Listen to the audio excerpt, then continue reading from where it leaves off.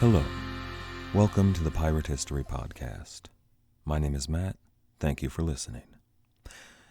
Jack Ward, an English navyman turned pirate, and Samuel Palash, a Moroccan pirate turned diplomat, were both on their way to the Barbary States in North Africa in 1603.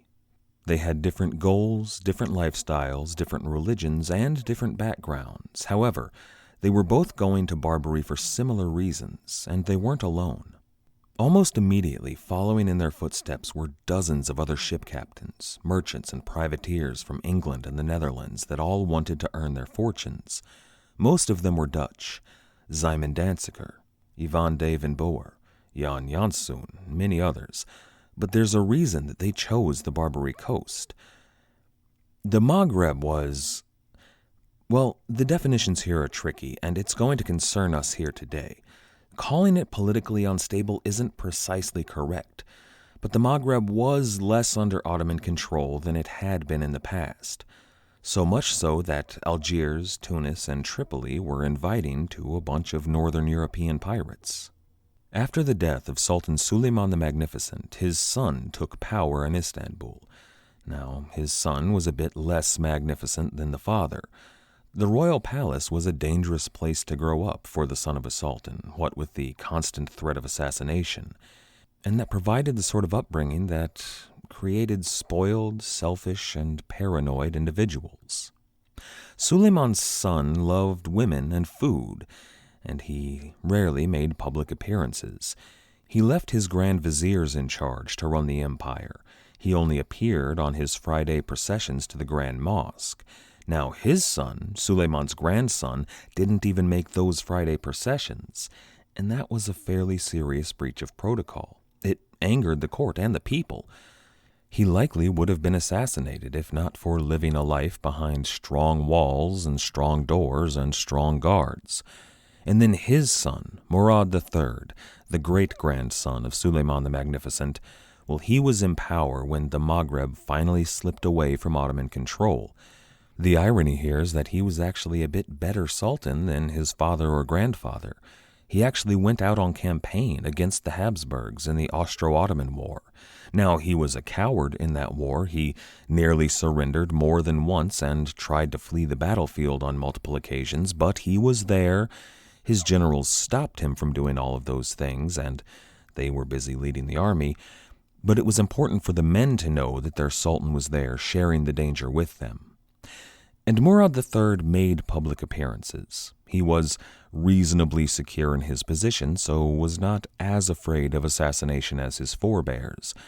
He was secure in his position because he had an elite force of deaf-mute assassins that killed off 19 of his brothers who may have had a claim for the throne. And he had two other major forces that kept him on the throne. The first was his Grand Vizier, Sinan Pasha. More about him later on. But the second was another elite force in the service of the Sultan. This time it was a force of European-born Sufi mystics that had been raised specifically to be the greatest warriors in the entire world. They were the arm of the Sultan, and they saw through his will, and the threat of this arm of mystic warriors kept the Sultan in power many times when he otherwise would have been removed. But it was actually that force that would be the downfall of not only Sinan, the Grand Vizier, and the Sultan, but they would be the instigating force in the explosion in North African piracy that occurred in the 17th century. This is episode 85, Anarchy in the Maghreb.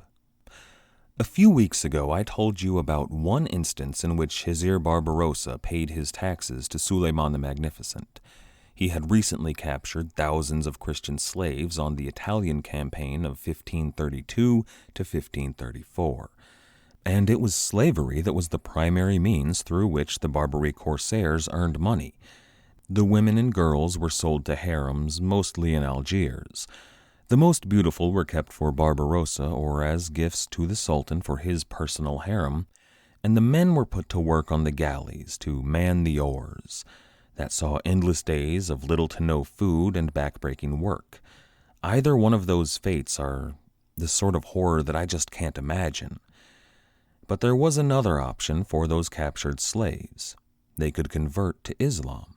For the men, that would still mean a life of servitude, but usually on land and usually with enough food to eat and in somebody's home rather than a galley. Employing a former Christian European as a servant was seen as a status symbol in the empire, and it was usually reserved for the wealthiest in the land. At one point, there was actually an entire squadron of captured Spanish soldiers that offered to convert, and they were allowed to, believe it or not. They couldn't stay together. They were dispersed all throughout the Ottoman army. They were separated and closely watched, but they were, after their conversion, ostensibly free. Now, the women and the girls had the same option, though their choices after conversion were still very limited. They still had to work in the harems. However, they would receive better wages than they would have as Christian slaves. They were also allowed to marry once they had converted. This was often much the same as slavery, that's true, but it wasn't that much different than Christian Europe at the time.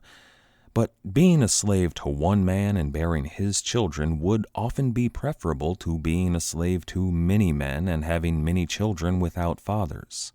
All around, all of these people had difficult choices to make, but it was a choice that hundreds of thousands of Christian slaves had to face in the 16th and 17th centuries.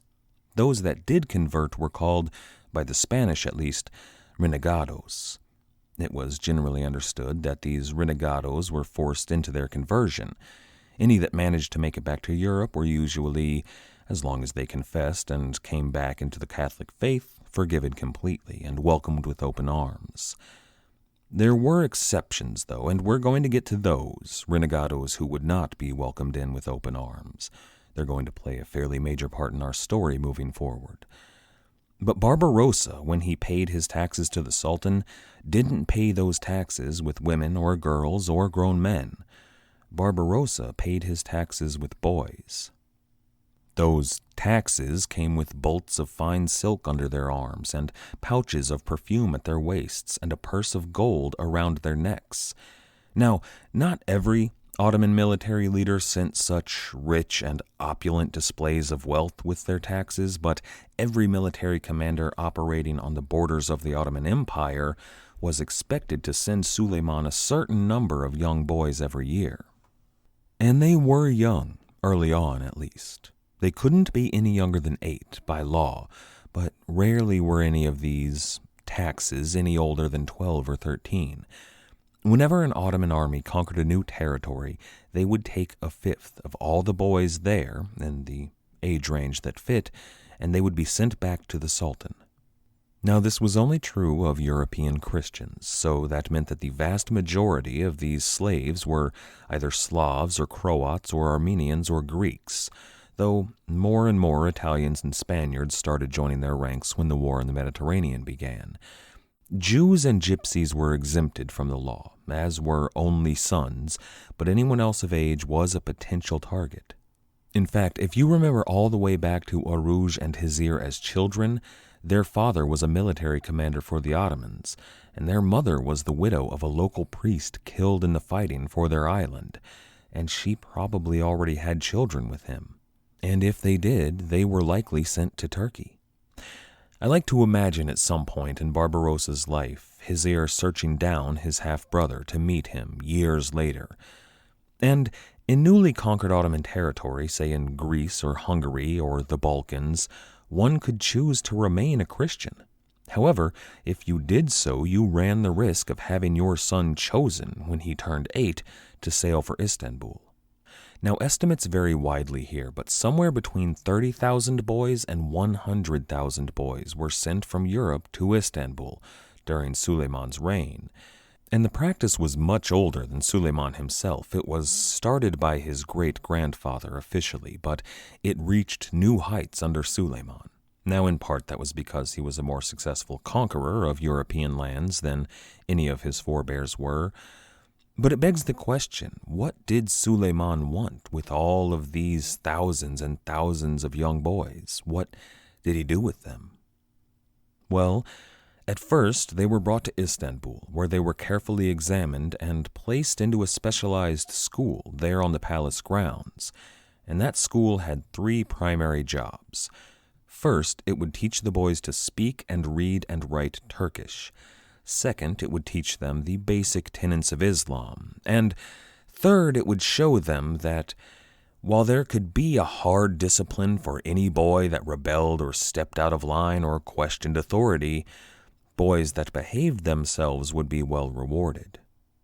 And when these 3 jobs were done, usually by 14 or 15, these boys were sent back to the Sultan. Usually in groups of several hundred at a time, a graduating class, the Sultan would stand before them and address them, and then he would personally perform a sacred ceremony. See, these boys weren't given the same choice that those women and girls and men had. They were required to convert to Islam. Now, the ceremony was a beautiful ceremony, and not just anyone in the empire would have the honor of a personal blessing of the conversion from the Sultan. When the ceremony was completed, the boys were given a scarf that they would wrap up into a turban.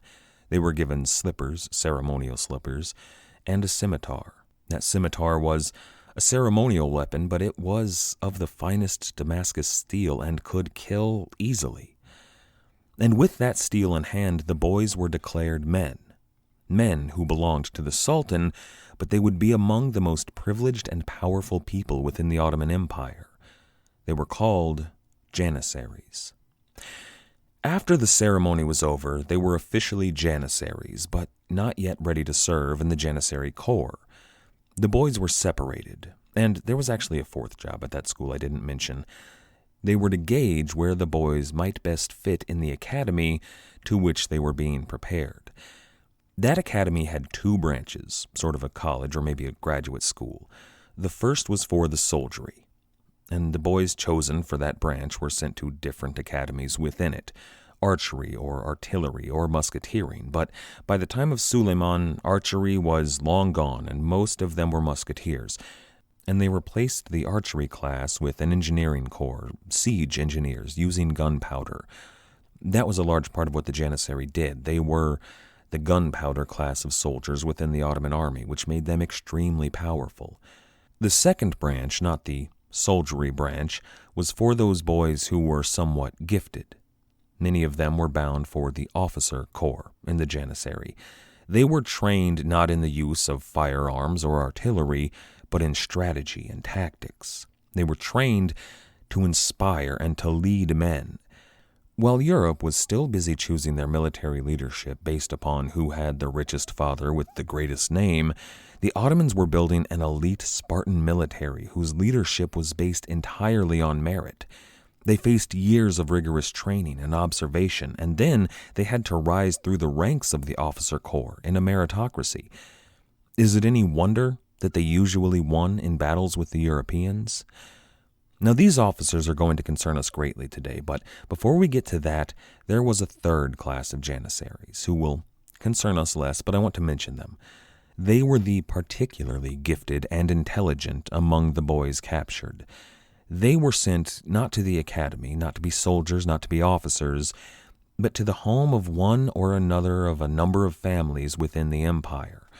They were invariably the homes of rich men with kind wives and usually with beautiful daughters. See, the people in these homes were specially chosen, and to be chosen was a great honor and a serious responsibility. They were tasked with caring for the Sultan's most precious possessions, the brightest and most intelligent Janissaries he had. They had to be specially licensed and trained in how to teach these young men. And in those homes, they were taught the intricacies of Ottoman civilization. Now, your average Janissaries knew a fair bit about that, but they weren't taught in-depth details about every aspect of the Ottoman world. But these brightest young men, well, they were taught about Turkish and Arabian and Egyptian and Levantine and Greek and Berber. Everyone within the Ottoman Empire, they learned about their culture and customs. And they were taught languages as well. They usually knew Greek and or Latin and possibly Hebrew. They were taught mathematics and science. They were taught international politics and all about the European world as well. And they were taught how to rule. See, the Sultan had a problem. He had a huge empire at his beck and call, and that had a very varied population. They all served him for the most part, but with that huge and varied population came many, many powerful people, and powerful people tend to want things.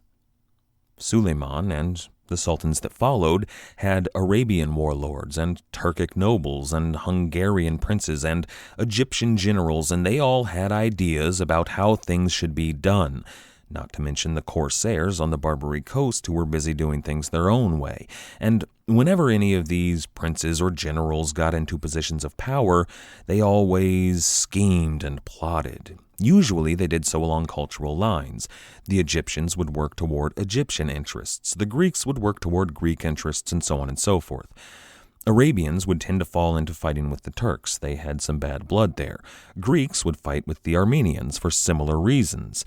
And whenever one of them rose to the rank of vizier or even grand vizier, things would only get worse. Assassinations became all too common. If a Greek person became a vizier, then somebody from Armenia certainly didn't want to see them working in the interests of Greece instead of Armenia. This was a problem for the Sultan. Government was coming to a standstill because these men couldn't work together. So for his solution, he turned to that pool of tens of thousands of young men, ranked by merit and trained from boyhood to be able and adept and loyal personally to him. By the time of Suleiman, the Sultan was choosing his viziers almost exclusively from the Janissary class. And who would dare, what person in the empire would dare assassinate the Sultan's own property? So before long, every minister, ambassador, major official, and vizier within the empire was a former Janissary. And you really never stopped being a Janissary. They just got a new job. This changed the culture in the empire, though, where once mothers had disfigured their sons by taking an eye or a hand from them whenever the Ottomans invaded to keep the Ottomans from taking them away. Now they actively bribed Ottoman soldiers to take their sons. They knew that at least they would receive an education, and then they would have the potential of becoming a powerful man, and even if they weren't that powerful, they would be respected and paid quite handsomely. See, the Janissaries were paid a salary, and not a small salary, not the sort of pittance you would usually expect for a slave, even a slave that a master highly valued. Beyond that, they were promised a pension upon retirement, and these weren't empty promises, they received them. The Janissary lived luxurious lives. They were apart from, and in many ways above the citizenry. Now, it wasn't all milk and honey for them. They were stolen away from their families, forced to endure years of hard training, and then they had to face the possibility of a violent death in warfare. And they had a few other restrictions and distinctions placed upon them. First of all, Janissaries wore special clothing. Anybody that saw that clothing knew that the person wearing it was a Janissary. Any non-Janissary who was caught wearing an outfit that was even too close to their garb would face punishment. Then the Janissaries shaved. They had to shave, unlike most Muslims. This, once again, set them apart. And they followed that form of Islamic mysticism called Sufism. This gave them an air of, well, I don't know that the people who followed typical Ottoman Islam respected the Sufis, but they may have seen them as somewhat dangerous wizards carrying firearms who were unpredictable, powerful, and placed above them. They couldn't marry either, at least not until later on in the 17th century, but they could have children, and they did have children. They had lots of children. Janissaries were provided with special harems wherever they were located that were filled with some of the most beautiful women from every corner of the empire. Remember when I said that the most beautiful among the women and girls captured by Barbarossa would be, well, some saved for him and the rest sent on to the Sultan? The Sultan didn't need all of those women for himself. He gave them to his Janissaries. And the women that were chosen for those harems for the Janissaries were, well, beautiful, yes, first of all, but they had their own merit-based system to get into those harems. They had to be intelligent and clever and witty and empathetic and funny and kind. They lived their own sorts of luxurious lives, not unlike the Janissaries. They were well fed from the best cooks. They had the best doctors available, and they had quarters that were finer than most others in the Ottoman Empire. And there were even rules of conduct for the Janissaries within the walls of the harems. Any woman that was mistreated by a Janissary would face harsh punishment, usually from one of their Janissary brothers, or many of them, for reasons that will soon become clear. You see, these women were the Sultan's property as well, and their children would be, well, not ripped away from their mother's bosom, but they would also be the Sultan's property, and they would be groomed for, well, usually for positions of influence and power. If they were male, they would grow up to be Janissaries, and if they were female, they would grow up to inhabit one of these harems. Now, the Janissaries could not marry any of these women, but they had houses full of lovely women who were clever and funny and kind, whom they could love, both physically but emotionally as well, and they could bear children. So when one of their brothers decided to mistreat one of these women, they came down hard on him. There's a strange, well, I'm not really sure how to interpret these roles. The Janissaries and the women in the harems, they were property, but they were deeply respected property who stood societally above many of the people on the lowest rungs of civilization. People who were not property, people who were free, even people who were landowners stood below many of them. And they lived lives of opulence and luxury, but they had no freedom. I don't know how I would feel in that situation. But the Janissary corps were shaped into a true ruling class. They were the Sultan's arm in every corner of the empire. Every city of reasonable size had a garrison of elite Janissary corps. And they were, the military backbone, but they were something more. They were the executors of the Sultan's will. See, the Janissary were above local laws wherever they were based. The local laws would not always be national Ottoman laws. There were laws that were specific from city to city, but the Janissary did not have to abide by those laws. They answered only to the Sultan, never to a pasha or a governor. But what happens when you give an elite force of specialized troops preferential treatment in the law? What happens when you tell them they are above regular subjects and give them virtually unlimited power in your name? Well, you have to keep an eye on them. When you give a bunch of 18-year-old boys guns and women and power, you have to remind them from time to time that all of those guns and women and power derive from you. Without you, they would not have these things. Or they might just get it into their heads to take that power and the women and the guns away from you. And that's what happened to Sultan Suleiman the Magnificent's great-grandson, Murad III, in 1591, in the city of Tunis on the North African coast.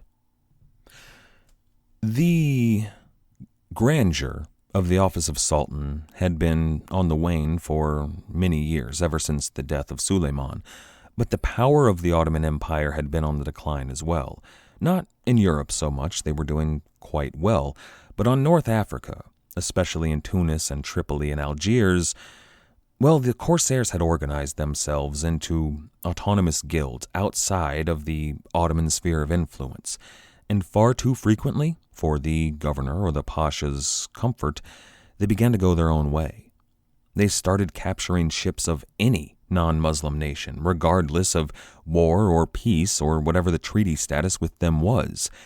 This was causing diplomatic headaches for the Sultan and the beys and pashas in those cities. To make matters worse, the Sultan instituted a 1-year term on all pashas in Tripoli and Algiers and Tunis. Essentially, he kept them from being rulers and made them short-term administrators with very little real power. Instead, he leaned more and more on the Janissaries in those cities. He made their commanders virtual leaders in those cities. Now, there was a rule that every one of the Corsair ships sailing out of one of those Barbary cities had to carry a squadron of Janissary warriors, and their commander outranked even the ship's captain, the Rais. But then, in 1591, the garrison at Tunis mutinied. They alleged that they had declining conditions within the garrison. There was mistreatment from their officers, and the pay that they were supposed to be receiving was non-existent. So they killed or kicked out every man in command, and they elected a brand new commander. They called this office something new. They called him a Dey, which is Turkish for maternal uncle. It's a position of great respect and power. The Dey became the military dictator of Tunis overnight. The Sultan tried to intervene a few weeks later, but he was powerless to stop this mutiny. At first it seemed, though, that the problem might just solve itself. The Dey that the Janissary elected couldn't hold the garrison together. He didn't have the skills or the will to do so, and he was kicked out of power. So they elected a new Dey, and he had the same problems with slightly different variations. Every few months they would kick out a Dey and elect someone new. This went on for 7 years, with no stability in Tunis, at least in the halls of power.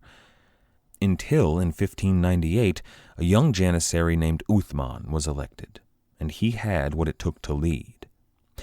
There was something in Uthman Dey of Barbarossa or Sinan Rais or Dragut. He was a capable administrator. That's more important than it sounds in a lot of cases, but beyond that, he was well loved by the people.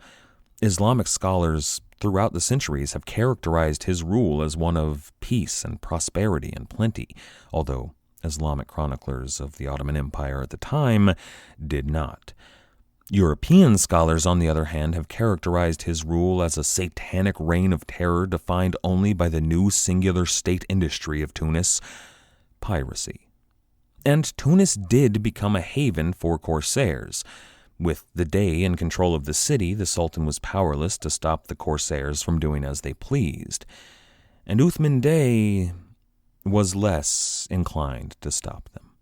Now, the Sultan sent Pasha after Pasha, year after year, to Tunis, but if even one of them worked against the will of the Janissary leader of Uthman Dey, he would usually slip and fall while getting out of bed and break his neck, or perhaps he would get on board a ship that would mysteriously sink in 5 feet of water.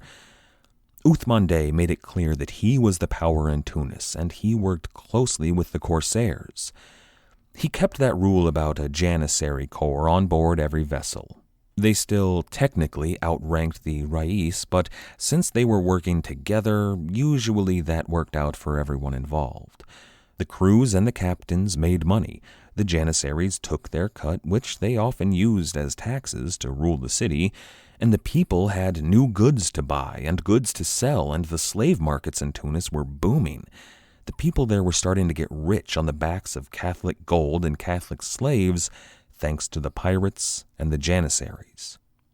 So, by 1600, Tunis was effectively independent from Istanbul, and it was the corsair haven on the Barbary Coast. Adrian Tenniswood writes in Pirates of Barbary that piracy was woven, quote, so deeply into the fabric of Tunisian society that it was a major state industry, the state industry as it was turning out to be for smaller maritime nations all over the Mediterranean. Unable or unwilling to compete with the big trading powers like Spain, France, or the Venetian Republic, such states turned privateering into a mainstream commercial activity, end quote. Tunis was the most independent of the North African port cities, at least for now. It was making the most money off of the corsairs as well.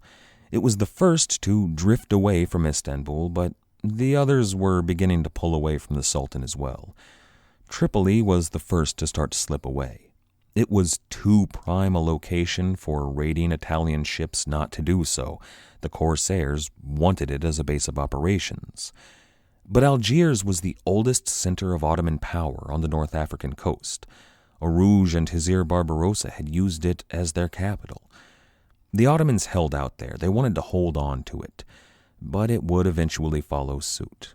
Now, the Sultan would claim it as his territory until the French invasion of Algiers in the 19th century, but he would never effectively control it again. Now,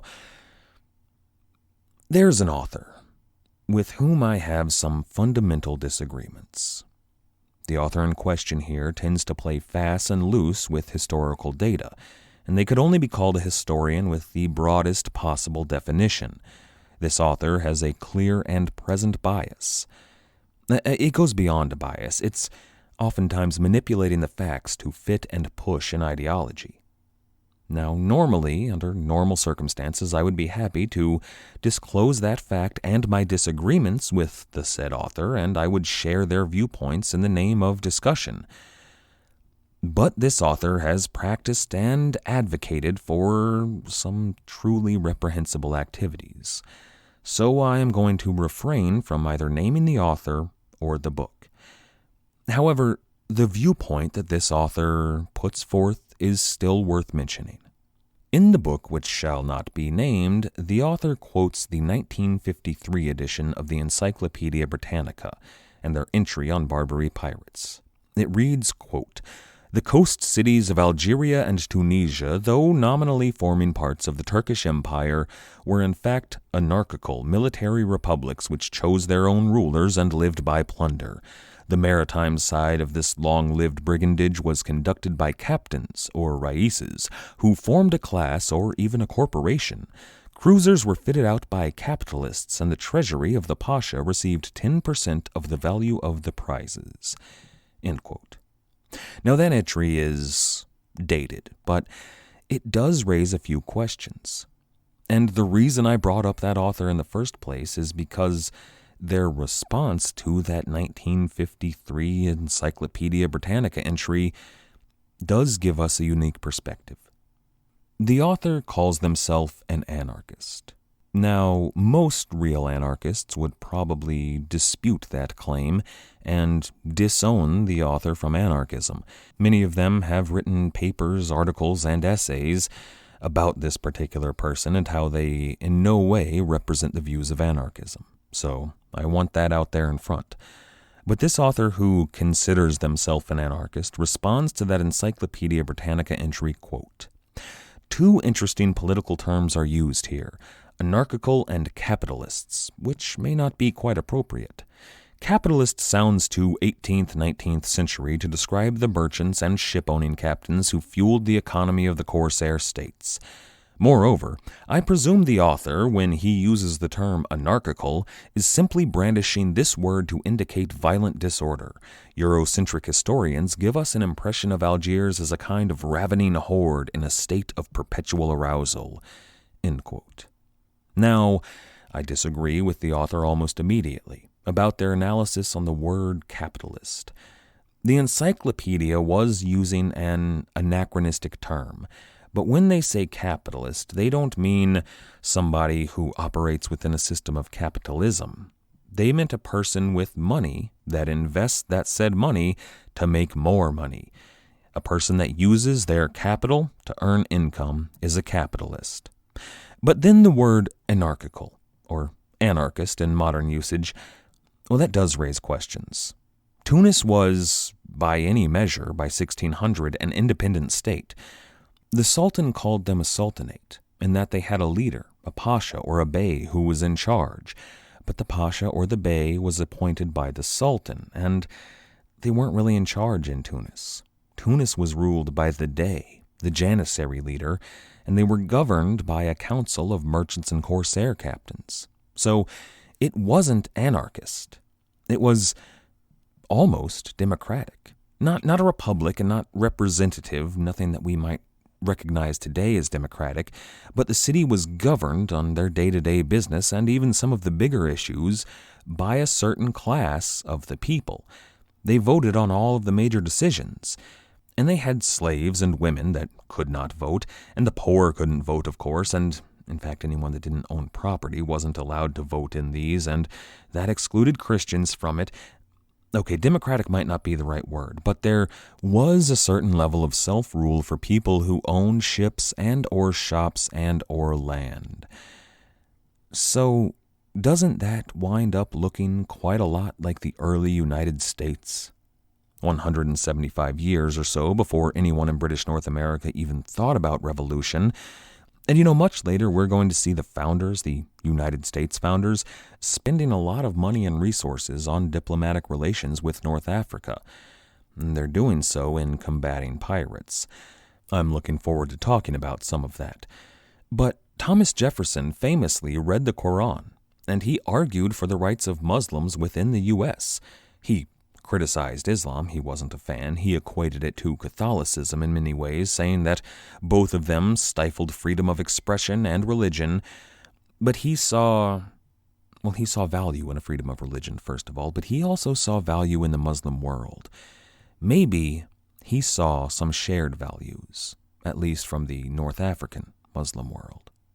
After all, it was a Muslim North African nation that was the very first nation in the world to recognize the independence, the statehood of the brand new United States of America. And I wonder if there isn't something there, if it wasn't because they saw shared values in a certain sort of democratic process and in a freedom from the monarchy. Now, all of that is way off topic, but that just keeps working its way into my mind. For now, though, it wasn't just Tunis that was leaving the Ottoman Empire behind. By 1601, 1602, Algiers and Tripoli were well on their way. They were on the same trajectory. They just didn't have a dramatic mutiny of their Janissary Legion to mark the day it happened. They were actually in some ways perhaps even more democratic than Tunis. Tripoli and Algiers had their guilds of corsairs, but they had way more power than Tunis, where Uthman Bey was really running the show. We're going to see a lot of English and Dutch pirates immigrate to these port cities, along with Sephardi Jews. England and the United Provinces, well, first of all, they would both become homes and havens and centers of power for the Sephardi Jewish exiles, but they also, England and the United Provinces both, had something of an alliance with the Ottoman Empire. Queen Elizabeth, during the war with Spain, sent iron and lumber to Istanbul, and the Dutch sent, well, not so much iron or lumber, but they did send a little bit of money and friendly relations. Nothing was ever as official here as the Franco-Ottoman alliance was, but Spain and the Habsburg Empire were such a threat to everyone who wasn't them that I think England and the Netherlands took on an enemy of my enemy policy. However, they were not allied with Algiers or Tunis. They were allied with the Ottoman Empire. And while the Dutch Republic and their rich white men may have had some sympathies with the almost semi-democratic leanings of the Maghreb, we can be certain that the Queen of England did not. Nor did her successor, as it turned out. But those English and Dutch pirates that went there to the Maghreb, I wonder if they picked up any bad habits in Algiers or Tunis. Did they learn things that the Queen of England might not have wanted them to learn in Tripoli or in the Moroccan city of Salih? Now, we haven't talked about Salih yet, but it was even less under national control than Tunis. It was a fully independent city. Did those pirates, those primarily English and Dutch pirates, did they take some of those inclinations towards self-determination to the New World? Did some of them take it back to England, where they were well on their way to a civil war? See, a lot of these pirates who are going to get their start, not the main players, but people who were on board the ships of the main players, a lot of the pirates who got their start here in the Mediterranean would wind up sailing west to raid Spanish shipping in the West Indies. They would establish bases on the Spanish Main and in the Bahamas. Now, we're not talking about Tortuga or Port Royal, and, well, Nassau was actually started by them, but it wasn't a pirate haven quite yet. But they lived as free people. The pirate culture in the New World included such radical ideas as voting and a disdain for monarchy and a tendency toward what 1953 editions of the Encyclopedia Britannica might call an anarchic system. And it might actually have been a bit more anarchic than what the author who shall not be named considered that Encyclopedia Britannica entry, but the maritime culture of English and Dutch North America was seminal to many of the beliefs of the American revolutionaries and the founders of the United States. How much of a role pirate culture played is very debatable and has been debated a lot. But it had to play some sort of role.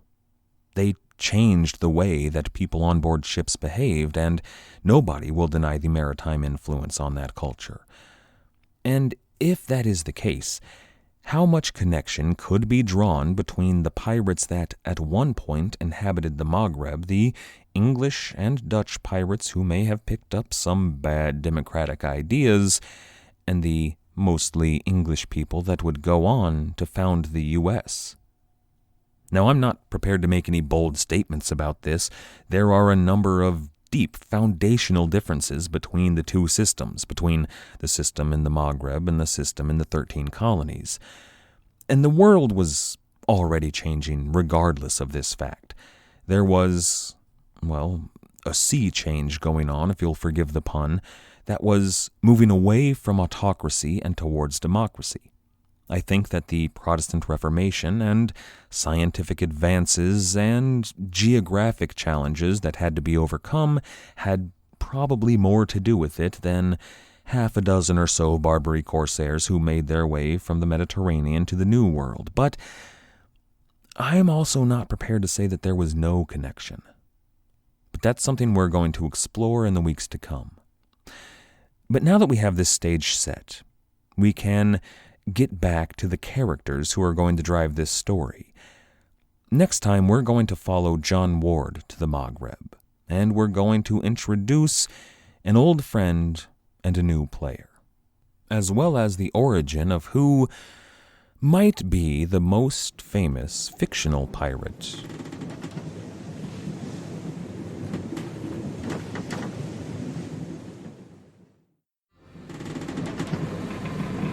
Avast, me hearties! Heave to and hoist the topsails, batten the hatches, bring her around to leeward. There do be a ship killer on the horizon, and I know do mean to be caught under the weather.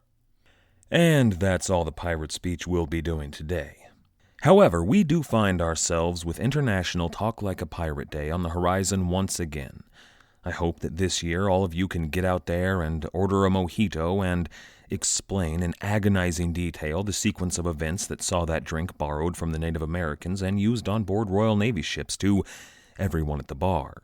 And if that's not your cup of tea, well, I do have a few pirate factoids today that very well might suit. Now, today's not going to be a Talk Like a Pirate episode. I did one of those a couple of years ago, and it was not exactly widely loved. I've rarely gotten any outright negative responses to the show. People will sometimes contact me with a correction or to debate my viewpoint on something.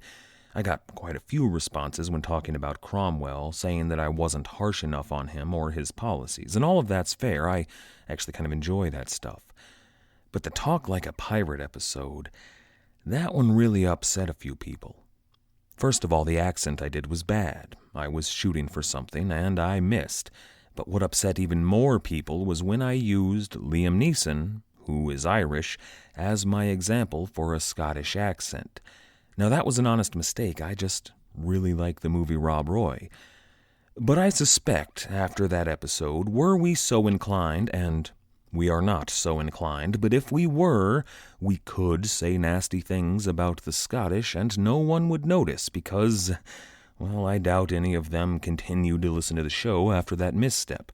Now, of course, we wouldn't do that. Scotland is lovely, the people are wonderful, and the accents are all beautiful. But all that is to say that I will not be doing a Talk Like a Pirate episode. We'll be continuing on with the story. But I have been sitting on something I really want to talk about for today's show specifically. It's about how the pirates on the Barbary Coast, pirates like Jack Ward, managed to speak to one another. And as we move forward, we're going to see more and more diverse ships. Ships with Arab and Berber and Turkish and Greek and English and Dutch and Spanish and Venetian sailors, all of them working together. So how did they communicate on board? The answer is something called the lingua franca. Now, today the term lingua franca has come to mean a language that allows people who speak different languages to communicate with one another. English, for example, serves that purpose in much of the world today. It works best in former colonial holdings. For example, people from Hong Kong and Mumbai could likely speak to one another in English.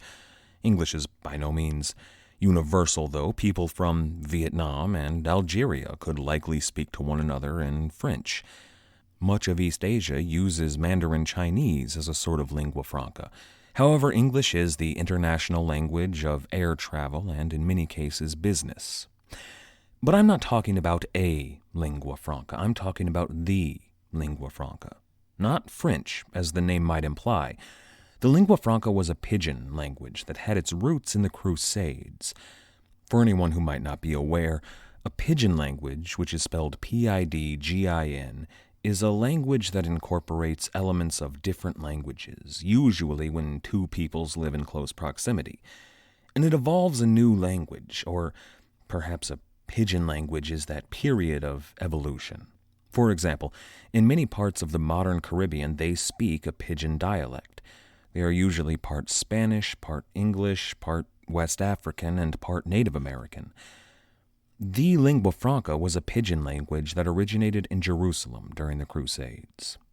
Imagine a city filled with tens of thousands of people. Most of the locals spoke Arabic, but Greek was still the language of trade and commerce, which was a holdout from the Byzantine days. It was a bilingual city in its nature. And then, of course, there's Hebrew, which was spoken by a significant portion of the population, so it was a trilingual city at least. But then add in thousands of Crusader knights of all different European nationalities. You've got German, Italian, Austrian, Swiss, Spanish, French, English, Hungarian, Georgian, Polish, the list goes on and on. But the Crusades were long, and almost everyone in Europe sent soldiers at some point. But then think about the many variations in those languages, and the different languages in what we consider modern nationalities. I said the Spanish as though they were a monolithic society, but would they have spoken Castilian or Valencian or Catalan or one of the other Spanish languages? Did the English among them speak Anglo-Saxon or Norman French? What dialect of that did they speak? What about the Italians? They could have spoken Venetian or Tuscan or Neapolitan or Sicilian or Romanesco, among many others. That's barely scratching the surface of the languages spoken by the Crusader knights. Now, many of the knights and nobles could speak Latin, and that was helpful. They could speak to one another in Latin when need be, but what about the common soldiers? Most of them didn't know a word of Latin, and fewer of even the Crusader knights could speak Greek, which made trade difficult, much less Arabic or Hebrew. But as I said, the Crusades went on a long time.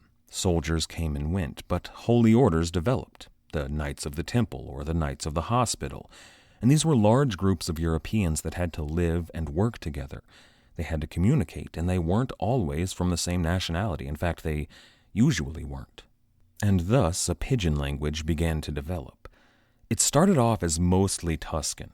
Most Italians were able to speak at least a little Tuscan, even if it wasn't their native language. Tuscan is one of those major stepping stones between Roman Latin and modern Italian. We in the English-speaking world might look at Tuscan kind of like the Middle English of Geoffrey Chaucer. It's a different language, everything is spelled weird and has weird pronunciation, but if you found yourself involved in a tragic time machine accident, you could probably pick up the language if need be. And most of the German and Swiss and the Italian soldiers could speak a bit of it. But over the years, this language began to grow and evolved. From pure Tuscan, it picked up Greek and Armenian, mostly so they could trade. It picked up Turkish and Arabic. They were in Turkish and Arabic lands. It might begin to pick up hints of the home language of whoever spoke it as well. A little English here, a little German there, and sometimes some French on the side. Strangely, though, French seems to have had the smallest impact on the lingua franca. There was some influence from a language in southern France, but very little from French itself. So why did they call it the lingua franca then? In Latin, that just means the language of the Franks. During the medieval period and the Renaissance, Europeans were in the habit of calling all people of Middle Eastern or Muslim heritage Turks. It didn't matter if they were Turkish or Persian or Arabic or Berber or Egyptian or Levantine or Kurdish or Armenian or Hungarian, or whether or not they were Sunni or Shia, they were monolithically the Turk. Capital T, capital T. Now, in Spain you were more likely to hear the word Moorish, but even that had less factual meaning than the word Turk. Now today this is seen as deeply disrespectful. To call someone an Arab is almost a cliché. But to be fair, at the time, most Europeans had no concept of the many ethnic and linguistic and religious distinctions between the different Islamic peoples. But there was a similar term used in the Islamic world to describe the Europeans. Now, I can't find a reliable source on exactly when or how it started, but I have a couple of ideas. I think it might have to do with the Battle of Tours. That was when an Islamic advance into Europe was stopped by a Frankish army in modern-day France and turned back. And then there is the rise of the Franks that followed Tours, including the rise of Charlemagne, the Frankish king and the First Holy Roman Emperor. Frankly, it could just be that for much of the Middle Ages, the Franks were the dominant power in Europe. Whatever the reason, though, in the Islamic world, from Cordoba in modern Spain to Cairo to Jerusalem, Europeans were called, monolithically, Franks. Regardless of their religion, regardless of their nationality, regardless of their ethnicity, you could be a Sephardi Jew living in the Caliphate of Cordoba, but for anybody of Arabic or Turkish descent, you looked like a Frank. So when the Crusaders developed a language that incorporated a dozen different languages or more, the locals called it the language of the Franks. Most commonly it was called the Lisan al-Ifrang, although it would pick up a different name later on. When this phrase was translated into Latin later on, the scholars called it the lingua franca. Now, this was way back. This was in 1100 or earlier, but the lingua franca survived. It survived past the Crusades, and it even began to grow. It was the language spoken by the Knights of Rhodes, primarily, but it became sort of a trade language in the Mediterranean. Ships out of Venice had the capability to talk to ships out of Spain using the lingua franca. But it was used most prominently by European traders on the Barbary Coast. In 1639, when an English Puritan was captured by pirates sailing out of Algiers, he would write later that, quote, "From them we learned a smattering of the common language, which would be of some use to us when we should come to enter Algiers." End quote. Now, the Berbers and the Turks living on the Barbary Coast no longer called the language the lingua franca. They called it Sabir. Sabir was originally the language of the Crusaders, but it had evolved to become the language of Barbary, and more specifically, the language of the Barbary pirates, the European Barbary pirates. Now, this was 500 years after the creation of the lingua franca. The language had lost most of the Arabic that it had started with, and much of the Greek, but it had replaced that with Berber and Dutch mostly. So, while I do love a bit of "Arr, Carolina's under the weather," I will make the case that in 1600, if you were to talk like a pirate, you would be speaking the Lisan al-Ifrang. Molière, the playwright, even wrote a bit of it into one of his plays. A character called the Mufti came on stage singing a song. The song went, in English, "If you know Sabir, you will reply. If you do not know, be silent, be silent. I am the Mufti. Who then are you?" And this was the moment that all the sailors in the crowd would shout out in the common tongue, in the lingua franca, whatever their answer was. And this was when the women in the crowd, I assume, would be so impressed with the show of worldly manliness that they swooned and fell into the men's arms, or at least that was what Molière hoped. But now it's time to move on. This little interlude about the lingua franca doesn't really have a whole lot of impact on the story at large, except to explain how people of so many different nationalities could speak to one another. However, happy Talk Like a Pirate Day. This is episode 86, Wicked Purposes. Last time we talked about the status of the Barbary states. Europeans considered them lawless dens of vice and piracy, anarchic mires where the laws of God and man were spat upon, and that's not really the case. They were havens for corsairs and pirates, but they were hardly the riotous, sinful places that Europeans made them out to be. They were still mostly populated by the indigenous Berber people, along with a large number of Turks, Egyptians, Armenians, Greeks, Slavs, and Sephardi Jews. Most of those people, though, were peaceful farmers and herders and fishermen and craftsmen and merchants. Most of the women tended their homes, and the children learned what they could before they went to work. Algiers or Tunis wouldn't have looked that different in the grand scheme of things than most European coastal cities. There would have been Berber architecture, there would have been an idyllic southern Mediterranean setting, there would have been exotic fruits and vegetables and the smells of curry and anise and pepper. There would have been public baths more frequently, and a mosque would have dominated the skyline rather than a cathedral. But day-to-day life for the average person wasn't all that different for the lower and middle working classes. The primary difference here was a limited amount of self-determination and economic freedom. Take the England of James I as a counterpoint here. Before the English Civil War, the people had virtually no voice at all in England. Feudalism was on the wane, and there was a growing middle class, but if your father was a blacksmith, you were still legally obligated to be a blacksmith. Unless, of course, you joined the military. Hence, John Smith of Pocahontas fame, who we're going to meet later. But upward mobility in the England of the Stuarts was almost non-existent. The aristocratic ruling class was still legally allowed to punish or kill any of their subjects that violated their laws.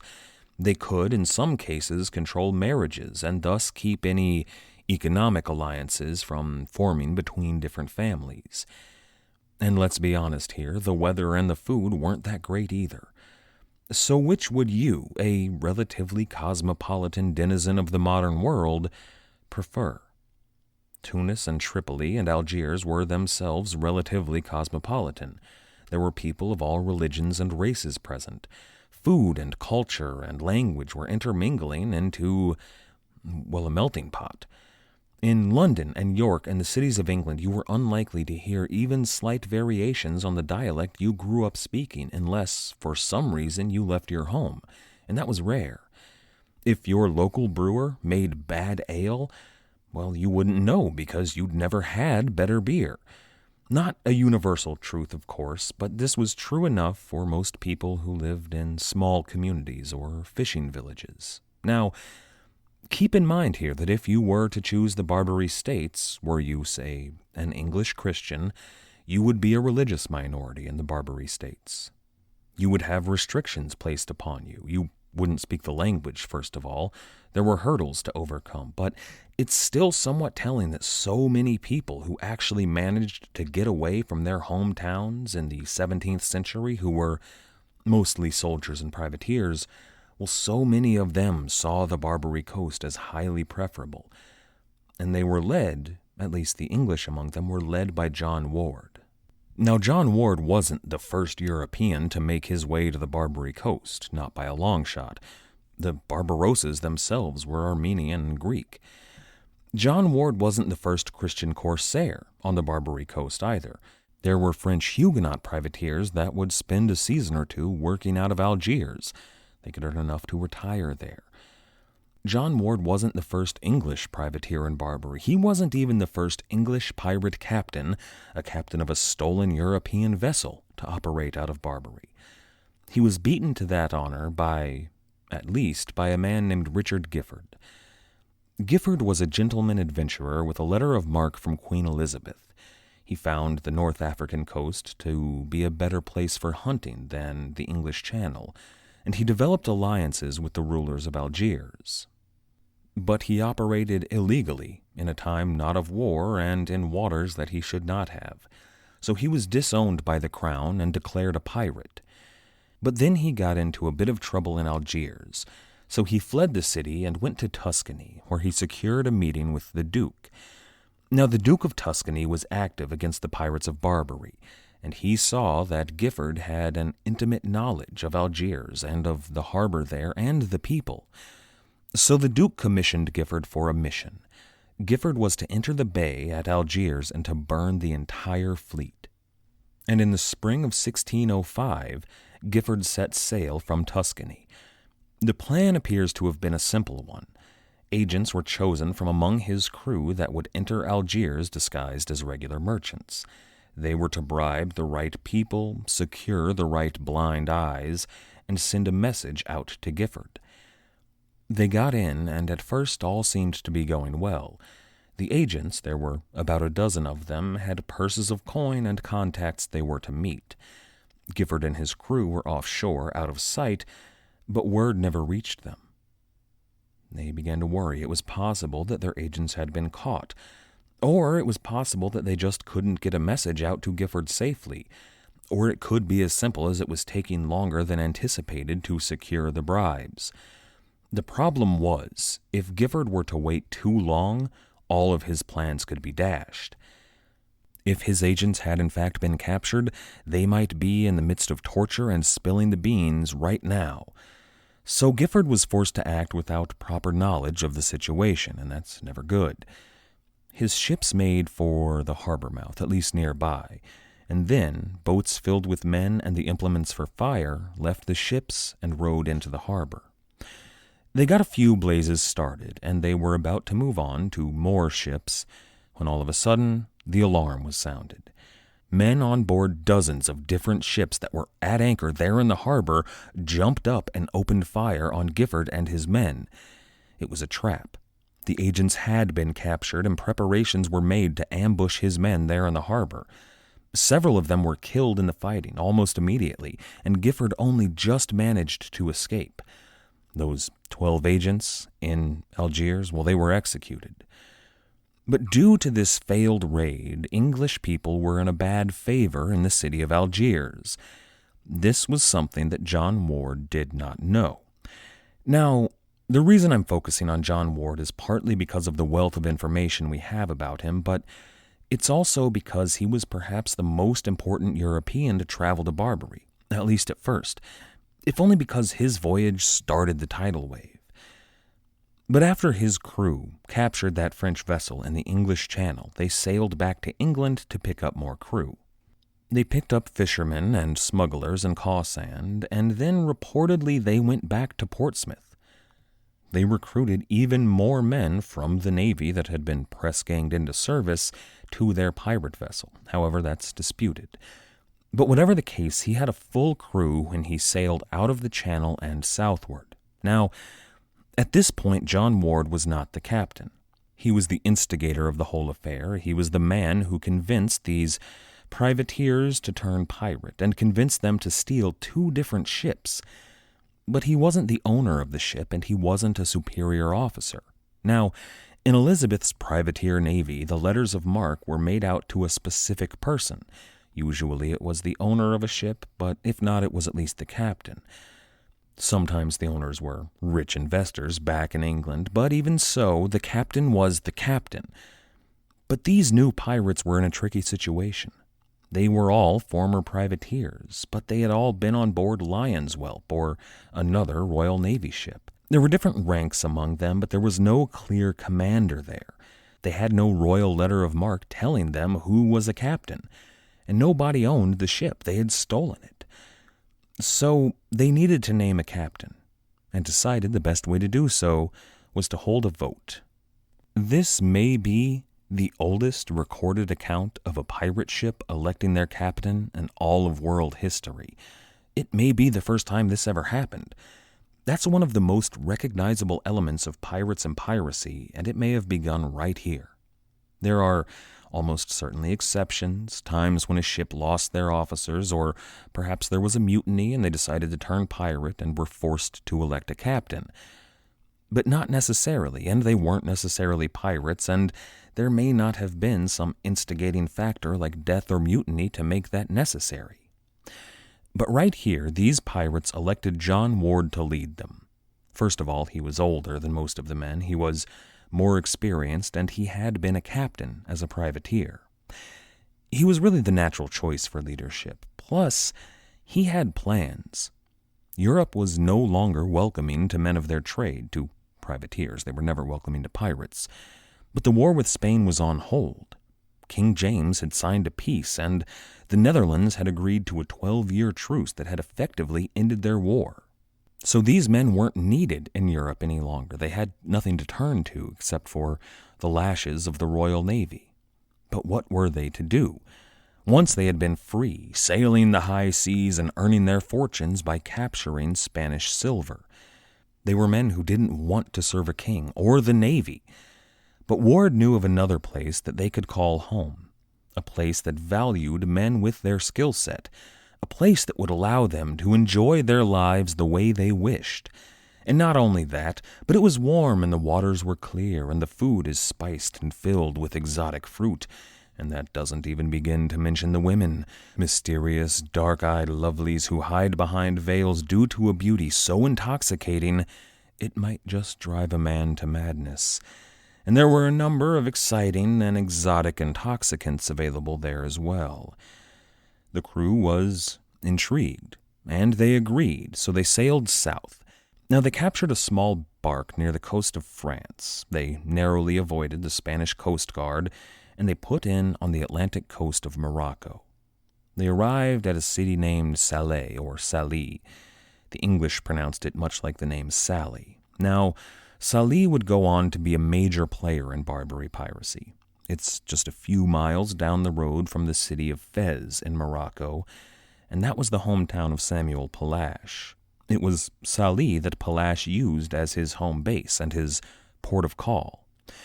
Now, we don't know if John Ward or any of his crew even knew of Samuel Palash, but Salih did have a reputation for piracy that they likely did know. This visit was only a brief stop, just long enough for the men to gather supplies and spend a bit of loot. They bought guns and wine and women, but Ward stopped there primarily for information. He needed to know where would be the best place to set up shop on the Barbary Coast. The answer he got was always the same: Algiers. It was the home of Barbarossa, the home of Dragut and Murat Rais. It was the place for men of his profession. So after a few days, Ward set sail with his crew and sailed east through the Strait of Gibraltar toward Algiers.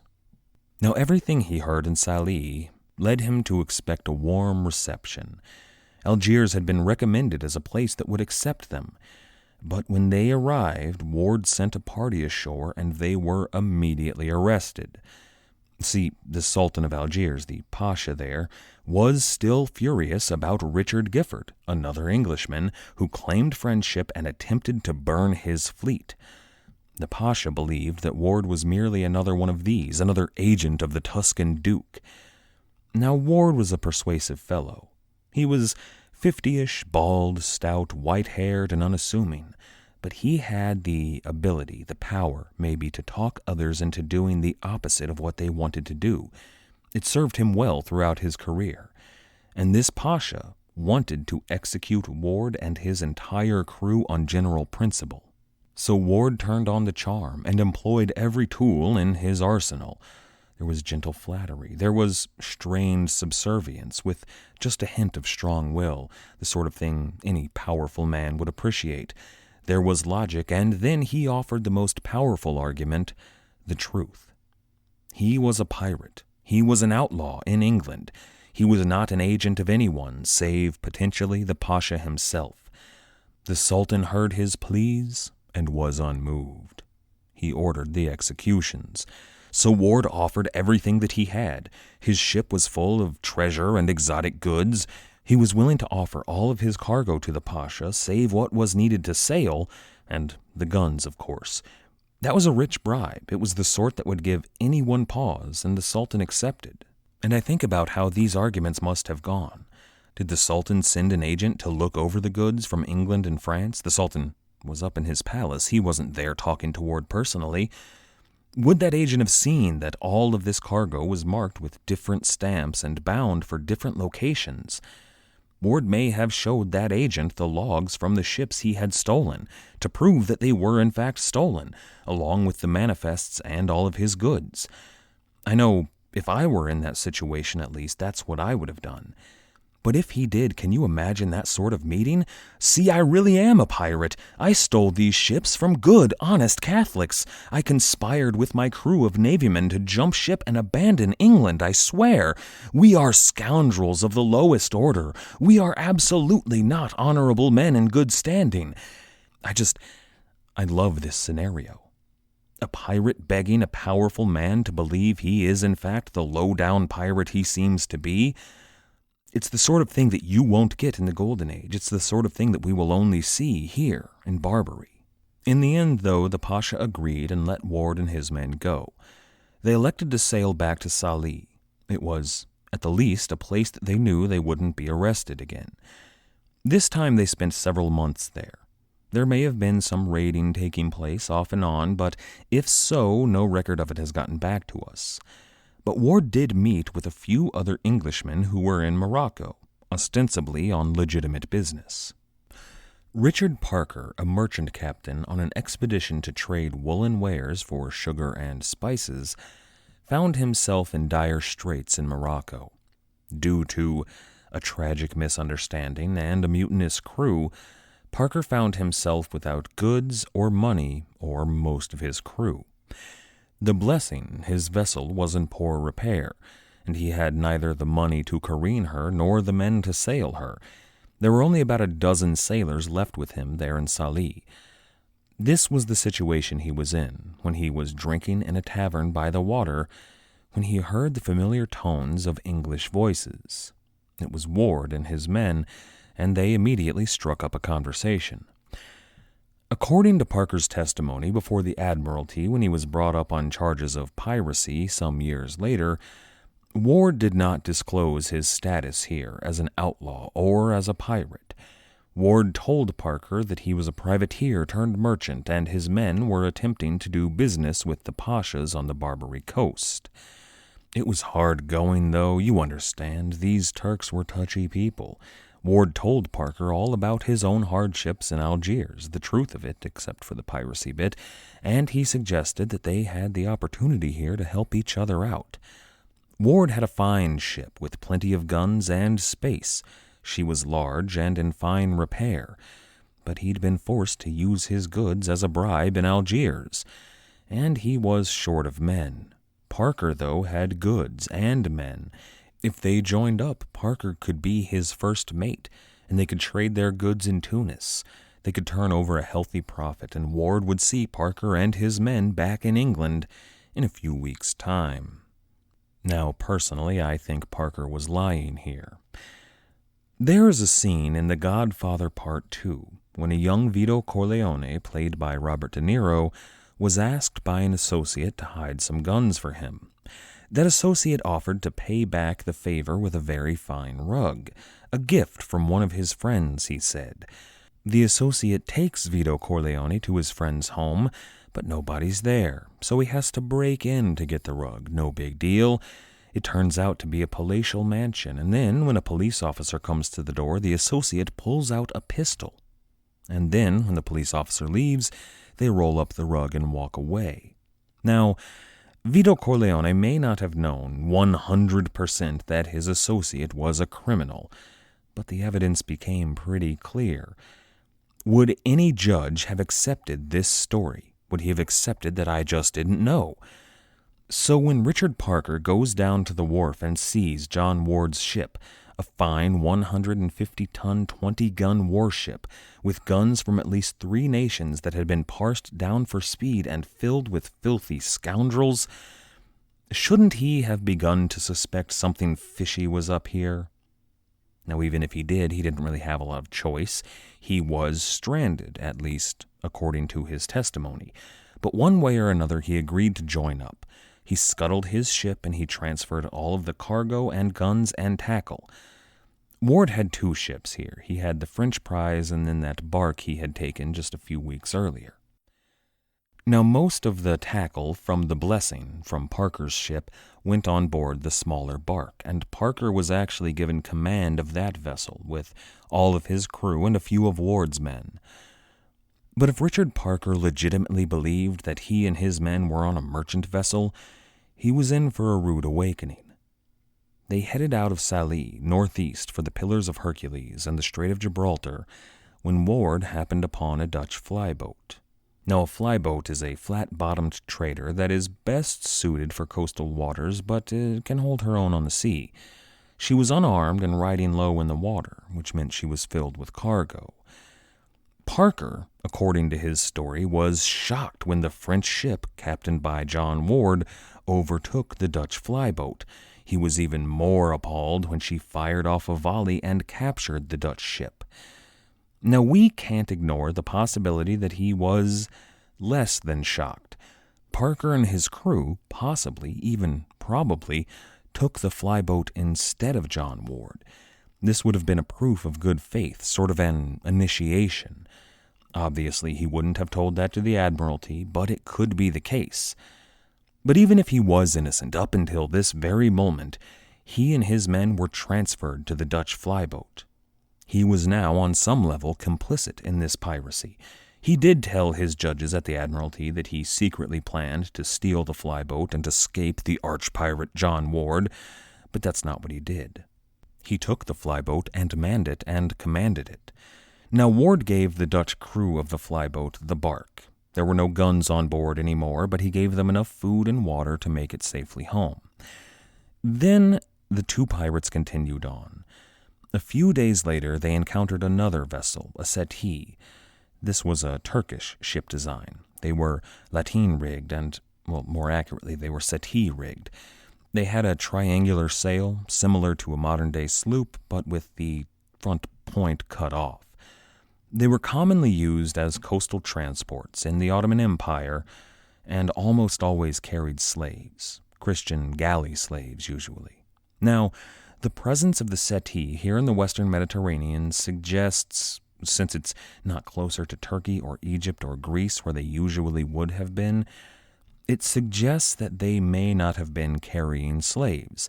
Maybe the settee was empty, or maybe it carried some other cargo. We don't know what the haul was when Ward took her. But it's possible that this ship was carrying slaves.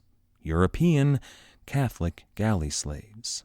Now, there are a number of contemporary fire and brimstone writers that seek to condemn John Ward over this event. They declare that he captured the slaves contrary to his race and religion and God himself, not to mention human decency, but there's no evidence of that.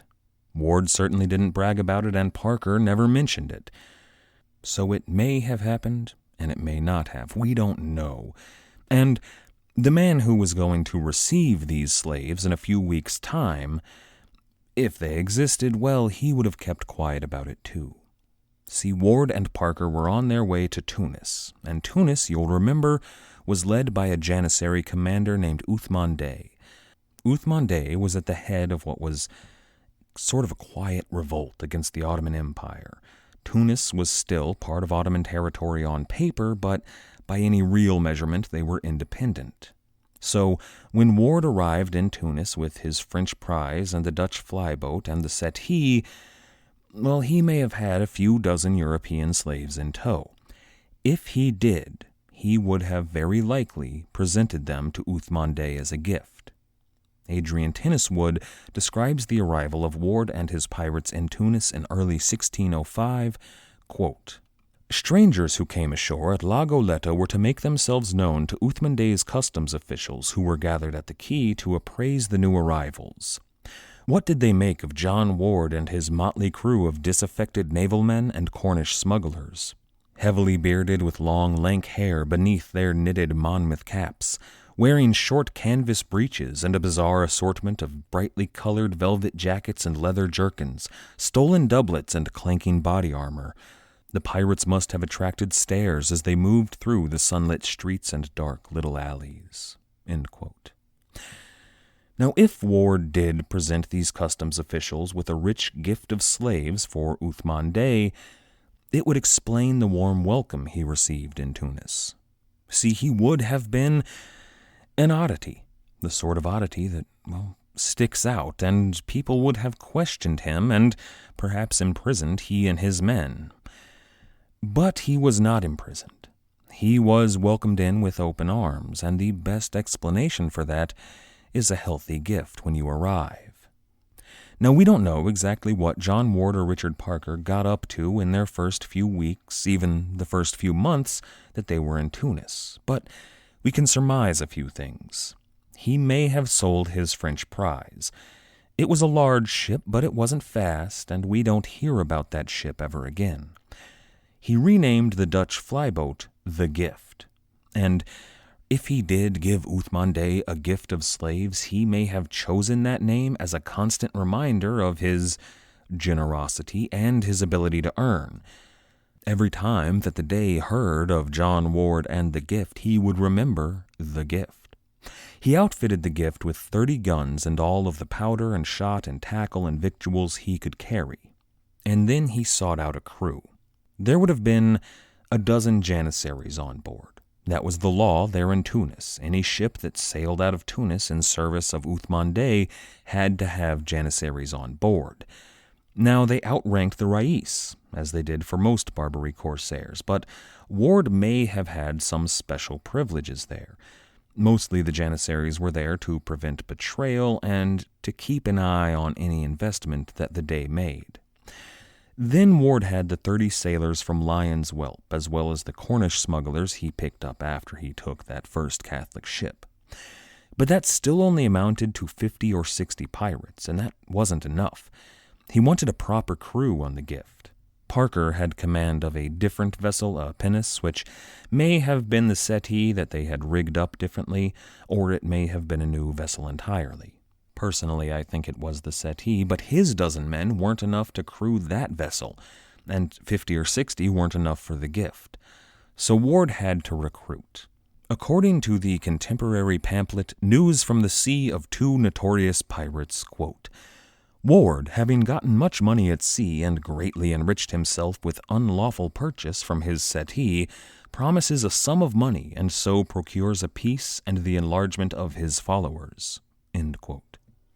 When they say the unlawful purchase by his settee, he means slaves. Now, Europe had not yet heard of John Ward, arch-pirate and traitor against God and man, but he was building a name for himself there in Tunis. He probably earned a name for himself as soon as he arrived. Sailing in with 3 ships and valuable cargo tended to do that. He was new. He was a curiosity to the locals, and he was successful. So he gathered men from nearly every nation that touched the Mediterranean. He gathered Venetian and Genoese and Nepalese pirates, all of them turned corsair. Most had been Catholic galley slaves at one point that had converted to Islam and joined a crew. They were some of the most capable and least trusted pirates in the Barbary States, so John Ward would have seen their value. These were called, by the Spanish, renegados. There were French Huguenots there as well. Some of those French pirates that came down to Barbary to pad their pockets decided to stick around and earn a living there, and some of them joined up with John Ward.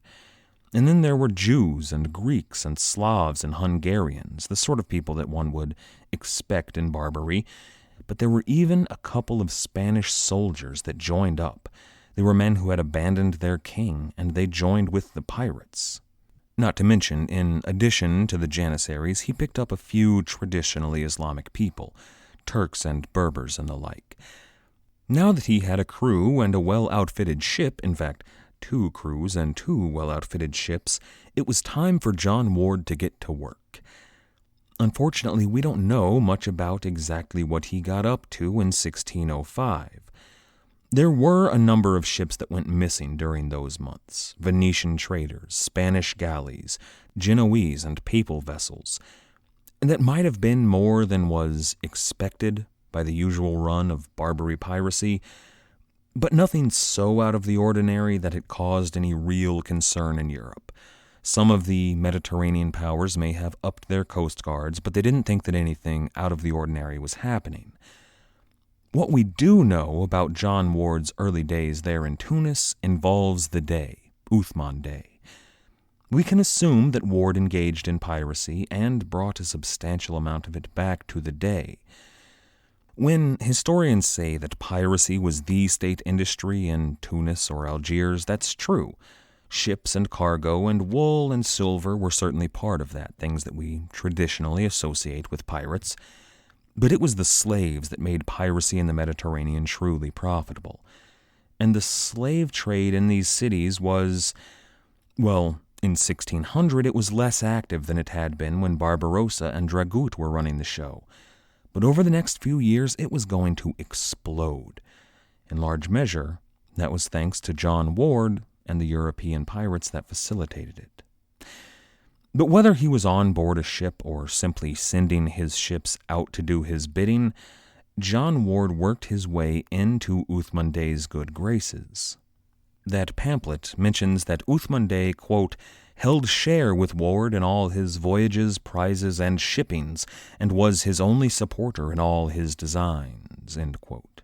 That's not an unusual relationship. That's essentially a privateer relationship. But Uthman Dey took that a step further. He gave John Ward responsibilities beyond any typical corsair. John Ward was installed on the Council of Corsair Captains. That means that the Dey trusted him enough to give him some legislative power. And that's a rare distinction for a Christian. Now, John Ward might not have been much of a Christian. I don't know that he went to church, and I do know that he violated more than a few commandments, but he was a European, and not a Jewish European, so that means he had limited rights, the limited rights of a Christian. He could own a ship, but no land. Uthman Dey actually helped him overcome this. The Dey installed Ward at the home of Tunis's treasurer, and when I say his home, I mean that John Ward was given spacious lodgings at the most heavily guarded fortress in the city. It was the treasury, and it was filled with treasure. John Ward wasn't just a guest here, though. He was appointed as sort of a vice-treasurer in Tunis. He was left in charge of overseeing operations when the regular treasurer left.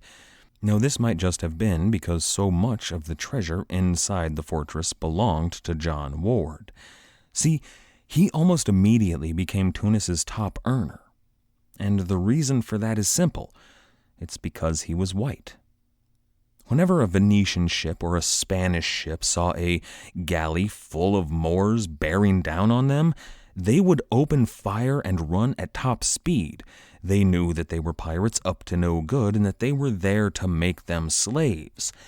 But when they saw a Dutch ship, a flyboat, with a bunch of Northern Europeans aboard, they would stop to say hello, at least early in Ward's career. So Ward was able to take many ships. He was quickly becoming one of the more powerful men in Tunis. Not only did he have the respect of his crew and of many of the other corsair captains, and the power of the treasurer, he had the Dey's ear. Uthman Dey trusted him.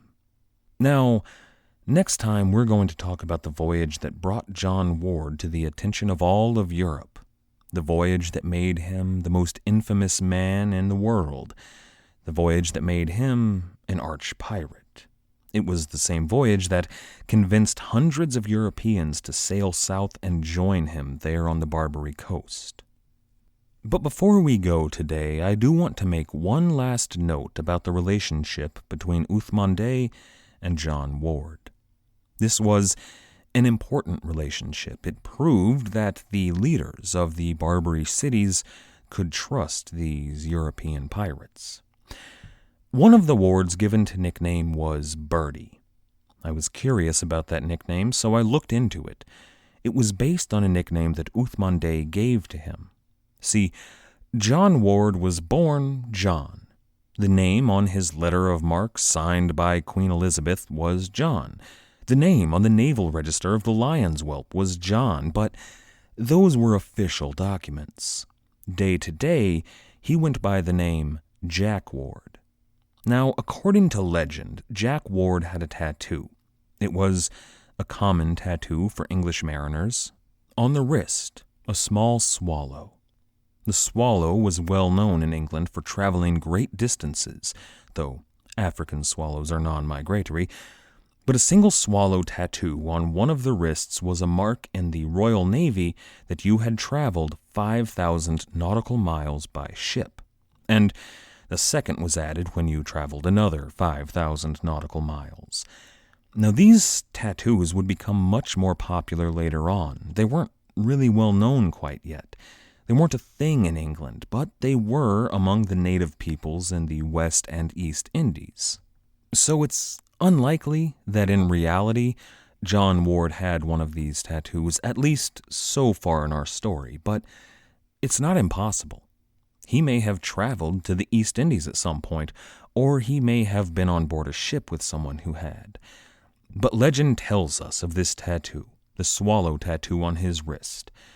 But the day Uthman saw this, and he was delighted by it. It was a beautiful piece of artistry on the skin. It was rare and exotic, not the sort of thing seen in Tunis. Now, the Dey wasn't familiar with the swallow. He'd never seen one before, but he was very familiar with another bird that was common in North Africa, the sparrow. So he gave the pirate a nickname. In Turkish, it meant sparrow, and in that pidgin language, that means that all of the crew of the Gift under him called John Ward their commander, Captain Jack Sparrow.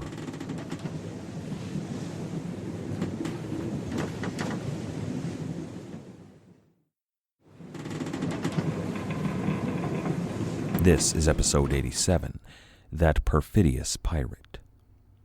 And that quote is actually a pretty great place to start today. Even though Black Bart wouldn't come around for another century, that quote encapsulates very nicely the attitudes of the pirates that concern us today. Mostly Jack Ward. Jack Ward was one of many corsairs operating out of Barbary in the spring of 1606. He'd made a name for himself in Tunis, he'd earned the trust of Uthman, and he'd been nicely set up in the fortress of the treasury. That certainly does sound like the pleasure and ease of which Captain Roberts spoke, but a corsair's job is not to sit around counting money and hobnobbing with the wealthy. If he were to keep his status and what Black Bart Roberts would call his liberty and power, he would have to go out hunting. By the fall of 1606, Ward was in the eastern Mediterranean, probably closer to the Aegean or just off the coast of Cyprus, with many of his compatriots in tow.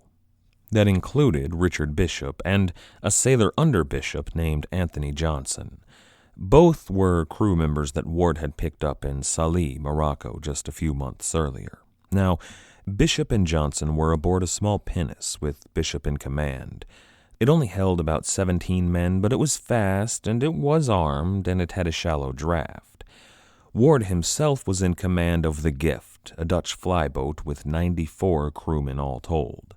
67 of those were European. There were mostly Englishmen, but there were Dutch and Spanish and Venetian sailors among them.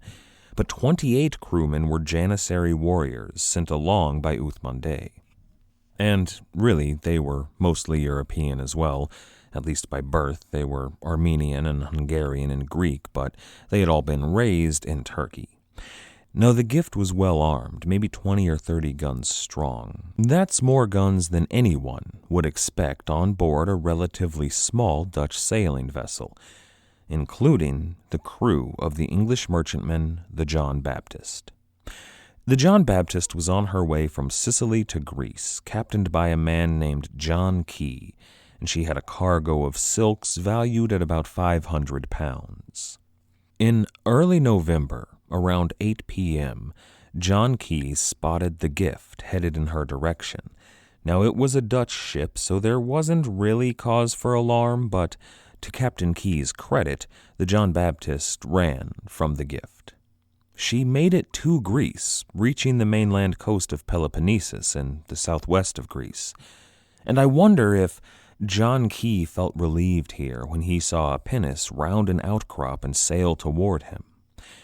If he did, his relief was short-lived. The pinnace was commanded by Richard Bishop.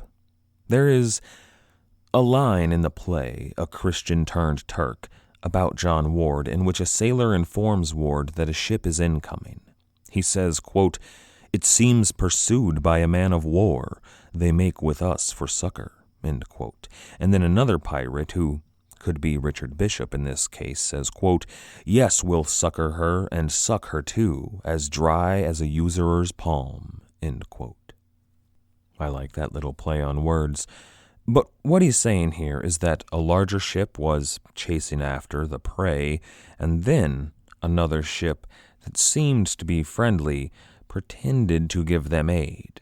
That's what Bishop attempted to do here, and then he intended to suck her as dry as a usurer's palm. He opened fire on the John Baptist. Now, such a small vessel was no match for even a merchantman like the John Baptist, at least without the element of stealth and surprise, but it would keep the John Baptist occupied while Jack Ward could catch up and come in behind on the gift. Ward captured the John Baptist on that night in November 1606. They loaded all of the silk up in that pinnace, which had a skeleton crew, and sailed back to Tunis. Richard Bishop, though, stayed behind, and then John Key and the crew of the John Baptist were captured and given a choice. See, Jack Ward was going to keep the John Baptist and the gift. To be fair, they were both nice ships, and he really wanted them. So he could drop off these nice men here in Greece. They could maybe make it to a friendly harbor and maybe make it home, or they could join up with him. He did have 2 ships after all, and he did need the men. He gave them a speech not unlike that of Black Bart Roberts. In honest service there is thin commons, low wages, and hard labor. In this plenty, pleasure, and ease. That same play, A Christian Turned Turk, has a line for this as well. Quote, "Know we have other use for you, have not enticed you hither for your gold, it is the man we want. Is it not a shame men of your qualities and personage should live as cankers, eating up the soil that gave you being?" End quote.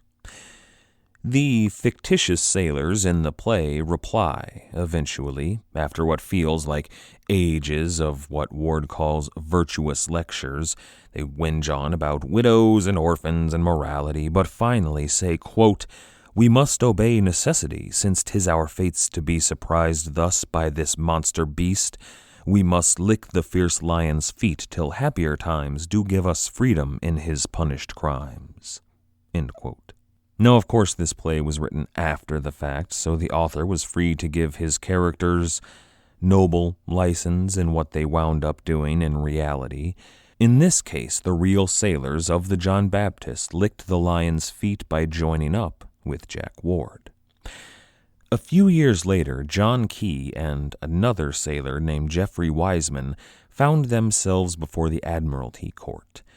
They both originally came from the John Baptist before serving under Jack Ward, and they would argue to the Admiralty Court that they didn't have a choice here.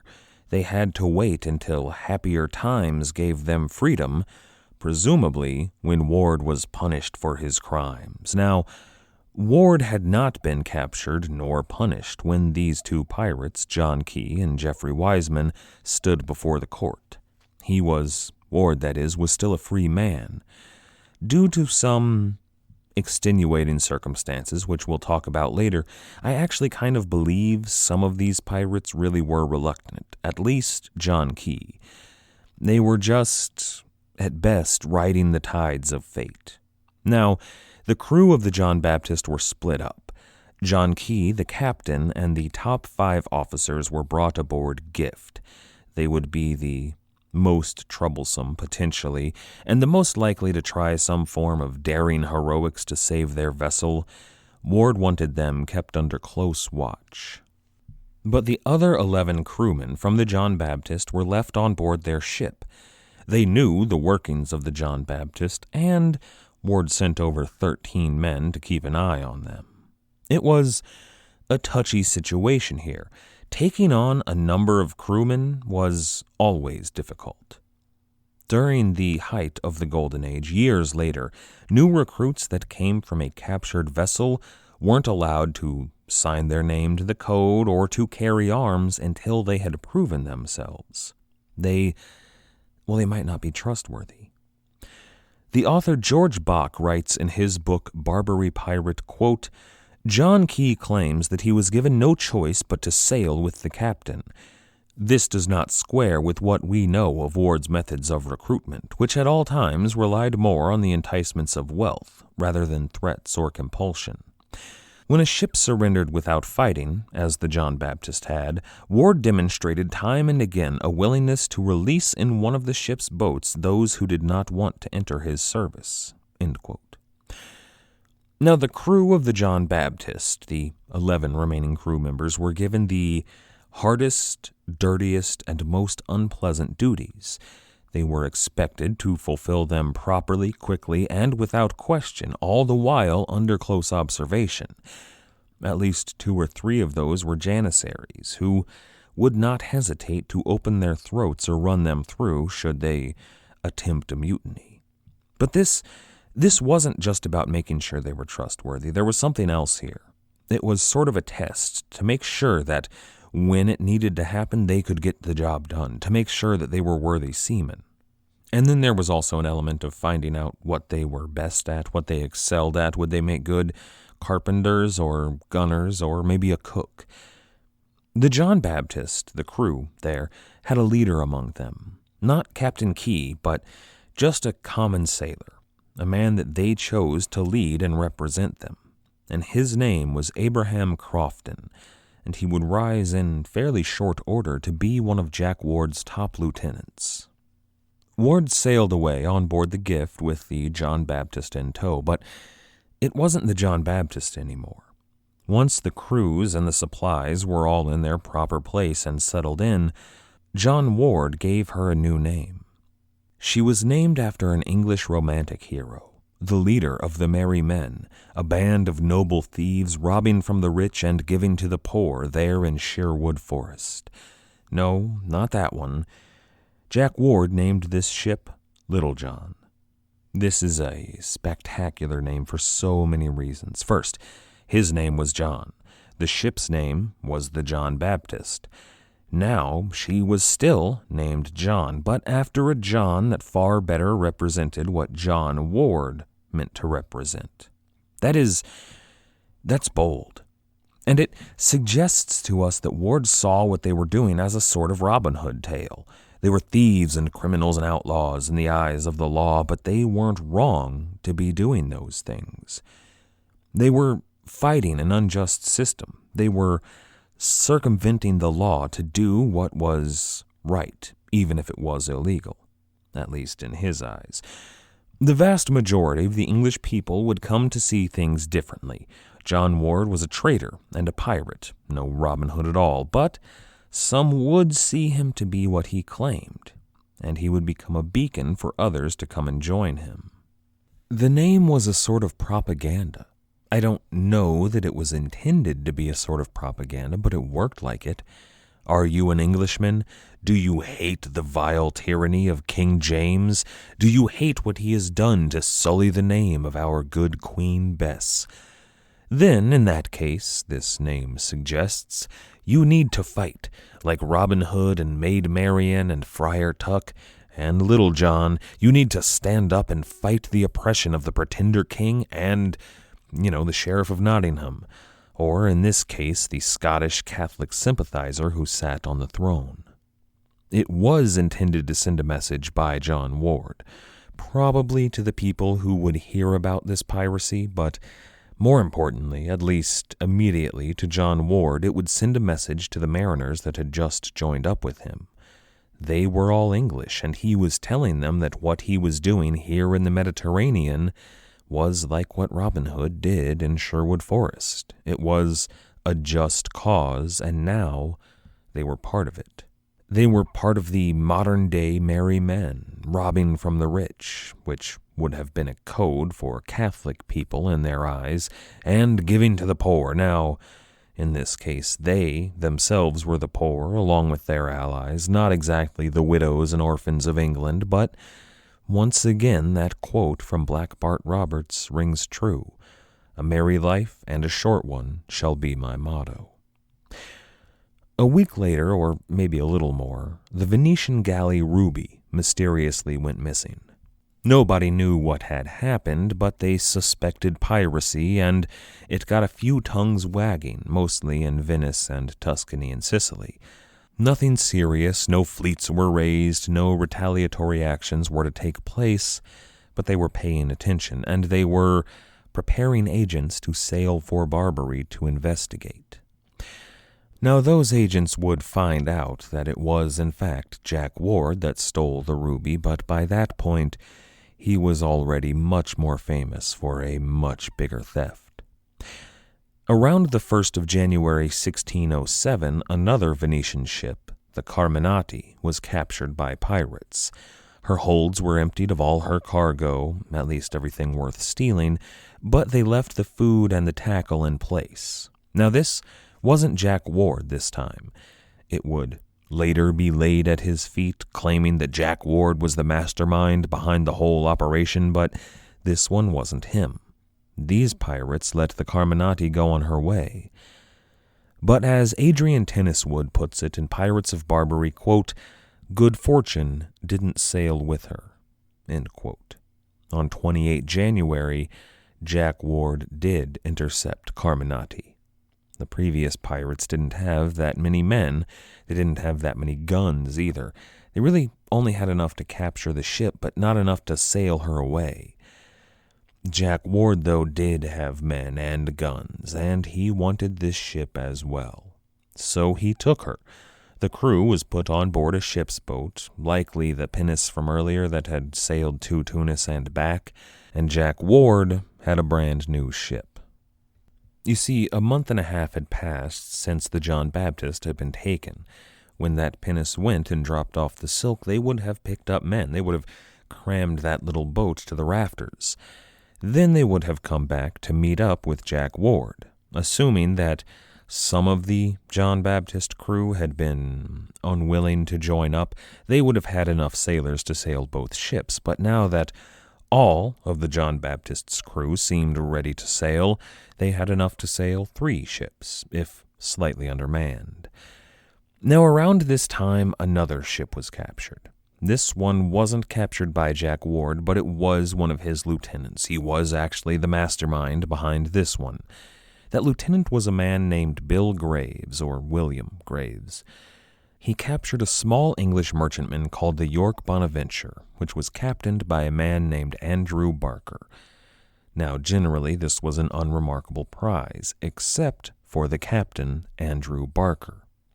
See, he would go on to write a true and certain report of the beginning, proceedings, overthrows, and now present estate of Captain Ward and Dancyker, the 2 late famous pirates, from their first setting forth to this present time. That's the entire name of it. So we finally get a first-hand account beginning now, which I'm deeply excited for. We've been working off second or third-hand accounts at best for some time now. But at this point, Ward had 4 decent ships. He had the Gift, the Little John, Ruby, and the Carminati. They had enough pirates to sail them, but they were lightly crewed, not enough to fill them up. So Jack Ward and Richard Bishop and Anthony Johnson and all roughly 100 or so crew members sailed for Tunis and the fortress at La Goleta. While there, they outfitted their ships to be fully capable warships. Uthman Dey was pleased with all of the cargo that Ward brought in, so he further invested in Jack Ward. He gave him guns and powder and shot and good steel. But for a month or so, while the ships were being prepared, the men had the run of Tunis. They had purses full of coin, and they were given ample opportunities to spend it. And then they had a fearsome reputation. I think it's got to be a really heady feeling, being part of a group of violent, semi-famous criminals that have the backing of the ruling class. I mean, what would it have felt like to be one of Capone's capos in New York, walking into a bar? I mean, imagine the treatment that these pirates received at the local dives there in Tunis. There would have been good wine there. Despite it being a Muslim city, it was close to Italy, and it was populated by a significant number of non-Muslims, and the Janissaries who were in charge, well, they even drank wine from time to time. But wine is the least of it. There would have been a number of other mind-altering substances there as well. There was coffee and tobacco and plenty of it, if that was your thing. But then there were the drugs that North Africa is somewhat famous for. Morocco is famous today for hashish, but in 1600 the entire Maghreb was well known for it. Mostly it was produced in Egypt and Turkey, but they produced a lot of it, and Algiers, Tripoli, and Tunis consumed more than their fair share. And then there was the narcotic called khat, spelled Khat, or perhaps khat. Today that's well known because of pirates, actually. Modern African pirates, nearly all of whom are Muslim, chew it almost daily, some of them more than almost. There were khat cults in Egypt and Morocco and all across Barbary, and they were willing to share, even with Europeans, even with Christians, as long as they could pay. And then there is the drug for which North Africa is perhaps best known, partly because of the beat writers like William Burroughs. That would be opium. Opium dens could be found in every dark alleyway in Tunis, at least in, the dingier parts of town. You could drink it in a tea, or you could eat it, or you could smoke it, whatever your pleasure was. And you could hire company. You could hire men or women, whatever you chose. No one judged your taste there in the dens as long as you could pay. Which, well, perhaps a conversation needs to be had about the sexuality of John Ward and his men, but I think it's a fool's errand. An attempt to do so is difficult because there's very little hard evidence. We know that John Ward had a wife back in England, but that he rarely, if ever, saw her after leaving for the Maghreb. Many people have questioned his sexuality, but most of those were fire and brimstone preachers proselytizing about the sin and vice of these pirates in the North African coast, so it can't exactly be taken seriously. But North Africa has always had a reputation for vice and excessive sexuality. You could always find willing women or men to suit your needs as long as you had the money. It still had that feminine, erotic, luscious den of sin image from time immemorial, from Carthaginian days. Add in the hash and the khat and the wine and the opium and, well, you can see why coffee bars were so prevalent. You would likely need one. Of course, all of these things were haram. They were forbidden in Islamic culture. But these pirates weren't Muslim, at least not yet, and North Africa had a relaxed opinion about these things anyway. In 1631, a few years down the line, the Sultan would outlaw nearly all of these substances, except opium, oddly, but the Maghreb would completely ignore him and continue to use them as much as possible. Now, we're going to have to talk a lot more about pirates and drugs at some point in the future, but for now, Tunis was more than happy to drain the pirates' purses in any way possible. And it wasn't just the crew. Ward wasn't immune to these temptations either.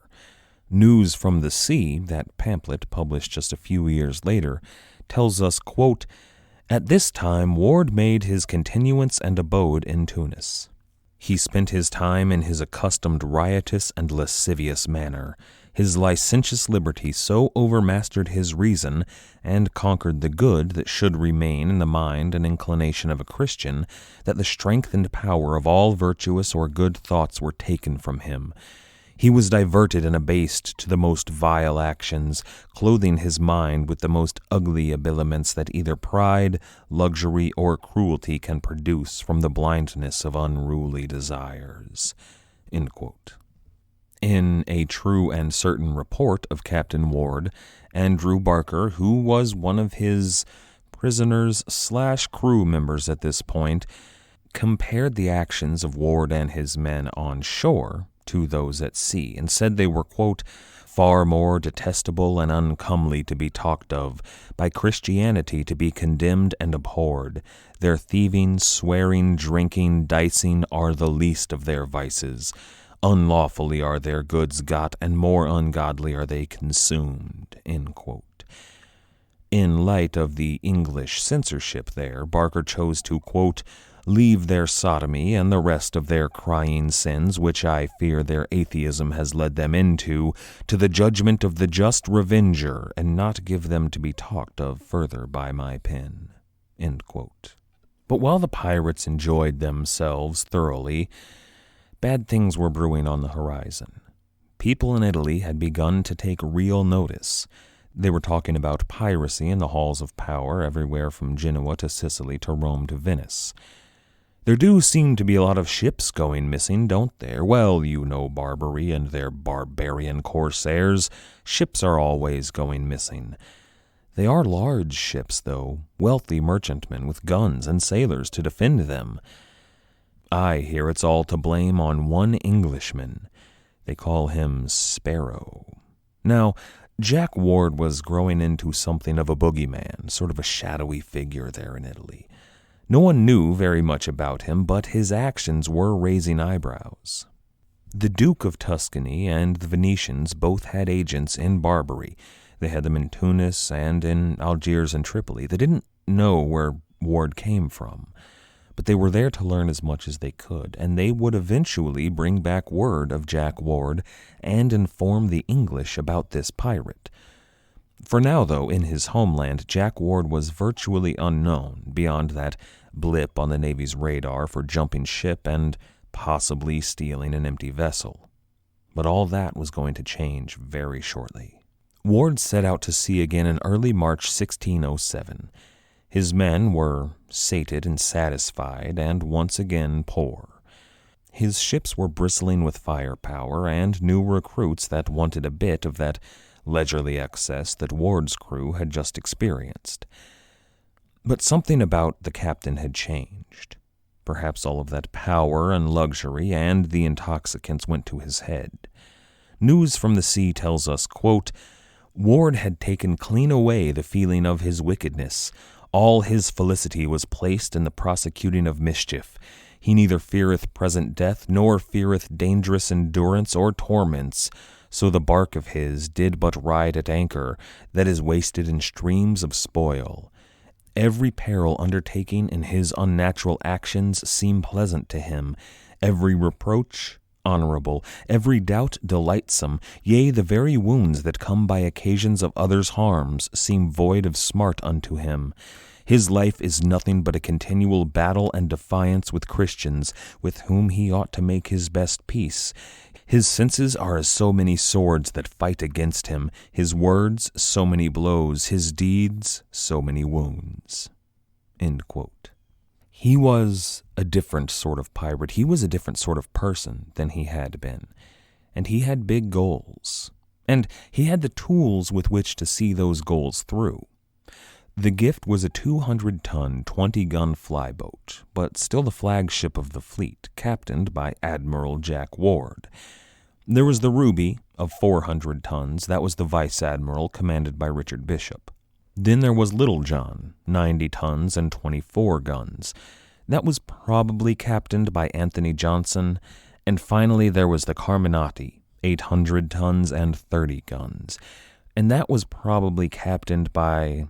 well, they call him Master Grafton, but that was probably Abraham Crofton from the John Baptist. And we also know the names of a few other members of the crew. There was James Proctor of Southampton and John Frith of Plymouth. They were described as Ward's chief gunners. There was Geoffrey Wiseman, and there was John Key from the John Baptist as well. And then there was William Graves, that lieutenant of Ward's. At the moment he was serving as his first mate on board the Gift. In later pirate culture, he would be more accurately described as a quartermaster than a first mate. See, he defended the crew's interest against that of the captain. He may have served as, well, something of a template for later quartermasters to come. And Bill Graves is an interesting character. News from the sea tells us a bit about his character. It says, quote, Graves was very inward with Ward, and one that among the rest might do most with him, yet in their contentions and falling out at their feastings and bacchanals would often revile Ward, calling him boar and oyster-catcher, and upbraid him with the mean baseness of his beginning. Graves would often tell Ward that if it should one day be his fortune to kill him, as he thought it would, he doubted not but God would presently send an angel from heaven to carry him immediately thither for depriving the earth of such a vile creature. Now, at best that comes down to us from a second or third-hand source. It probably derives from real statements made by the real William Graves later on in life, but whether or not there was any truth to them at the time, we'll never know. Personally, I think that those words were a bit of posturing in the part of the author to remind his readers and his patrons that Ward is not representative of the good Christian Englishman that he knew. It comes, in the account, on the heels of the crew under Ward bemoaning the violences done to the good people of, quote, France, Spain, Germany, Italy, Barbary, and etc., end quote. But Ward convinced his crew to keep up those violences with his demonic talents for persuasion and a few of those mind-altering substances we spoke about earlier during one of his famous bacchanals. But we do have some verifiable words from William Graves in regard to the voyage on which they were setting out. He said, quote, "We were 4 well-manned and well-appointed ships over whom Captain Ward was our worthy general." Now, calling somebody a worthy general doesn't sound like he was chomping at the bit to kill his captain and under the belief that God would send him directly to heaven for doing so. But in this case, William Graves was right. They were well-manned and well-appointed. Their guns were the best brass guns that money could buy, at least there in Barbary. They had ample stores of powder and shot. They had harquebuses, or harquebuy, and they even had a few muskets on board. And they had fine Damascus steel sabers. All of that thanks to their patron, Uthman. And all of those armaments would be carried on board 4 ships by hundreds of sailors. That's a powerful force, especially for pirates. The usual run of galleys and barks and caravels were much more typical for Barbary corsairs, and they could be frightening enough, especially in the right hands, but they weren't a threat to the biggest and best ships on the Mediterranean. A Spanish galleon would chase most pirates off just at the sight of it. Even if they had more ships and more men, the pirates were still more likely to run. But there were yet bigger and better ships out there. The Dutch and Venetians, more than anyone else, had perfected the construction of tall, monstrous ships. They called them argosy. They were still a new invention, though, and mostly they were used for oceanic travel around the world. In particular, the Dutch and the Portuguese used theirs for trade between the East Indies and the Netherlands, while the Venetians used them mostly for trade around the Mediterranean, but they worked well there. They were floating fortresses that were intended specifically to discourage piracy. But they were too big for most harbors at the time. New berths had to be built to accommodate them. Usually, those berths were far from cities, so most people still hadn't seen any of these argosy. One person who was lucky enough to do so remarked that they were, quote, like a great house of 5 stories rising from the middle of the sea, end quote. They were massive, in the way that the Titanic was bigger than any ship anyone had ever seen before. These ships were the biggest things sailing. They could carry immense amounts of cargo, as well as 60 to 80 guns. Adrian Tenniswood writes that, quote, although they were slow in the water, they were much less vulnerable to attack by corsairs.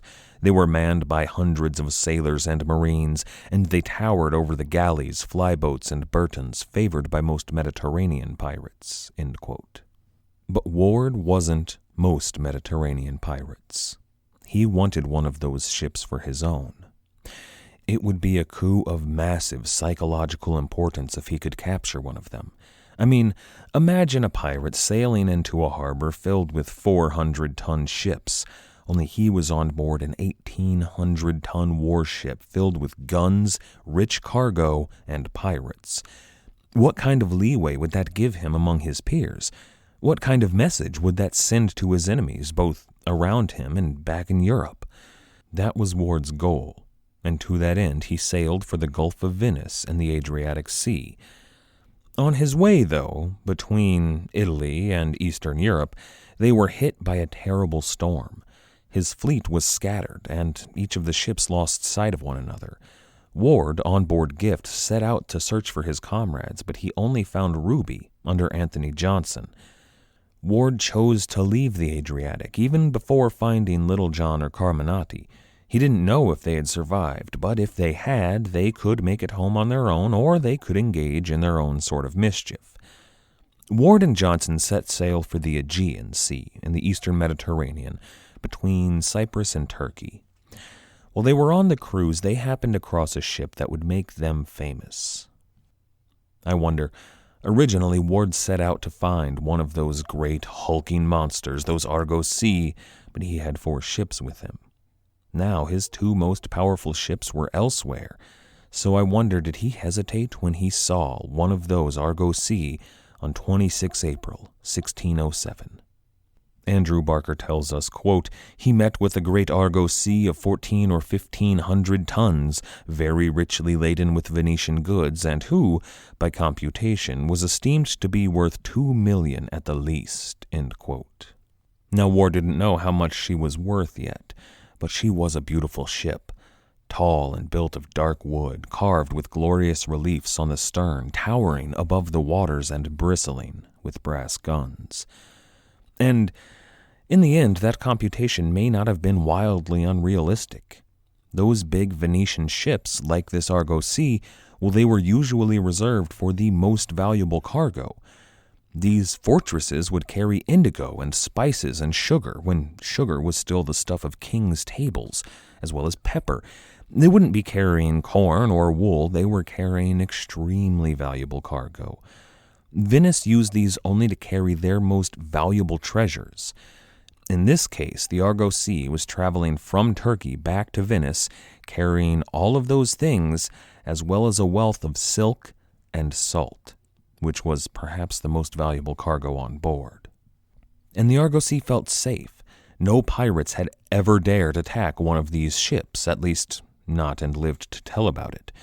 It was suicide to try, especially in the little vessels typical for Barbary corsairs. It would take a captain possessed of insane greed and pride to even consider it. Jack Ward ordered his 2 ships to intercept her. Now, he might not have done so had conditions been different, or he may have been following this Argos Sea for a few days until the weather suited his needs. But on that day when he did attack, there was only a very light breeze. It left the Venetian giant dead in the water, but Gift and Ruby were able to move and maneuver freely. When the 2 ships were in range, Jack Ward opened fire. Andrew Barker called the fight that followed, quote, "A merciless and incredible fight, as a man may compare, is between the 2 tyrants, the remorseless winds and the resisting waters. It was long and it was cruel, it was forcible, and therefore fearful," end quote. The initial engagement lasted for 3 hours. The Argos Sea had 60 guns on board, and they fired off a volley whenever one of Ward's ships sailed into her line of fire.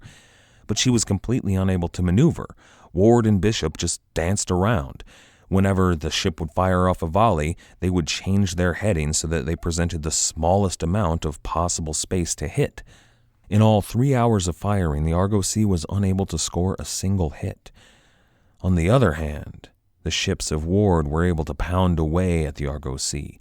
Volley after volley slammed against the hull. They might have to change their heading for a minute to miss being hit, but then they could change it back and fire off another volley.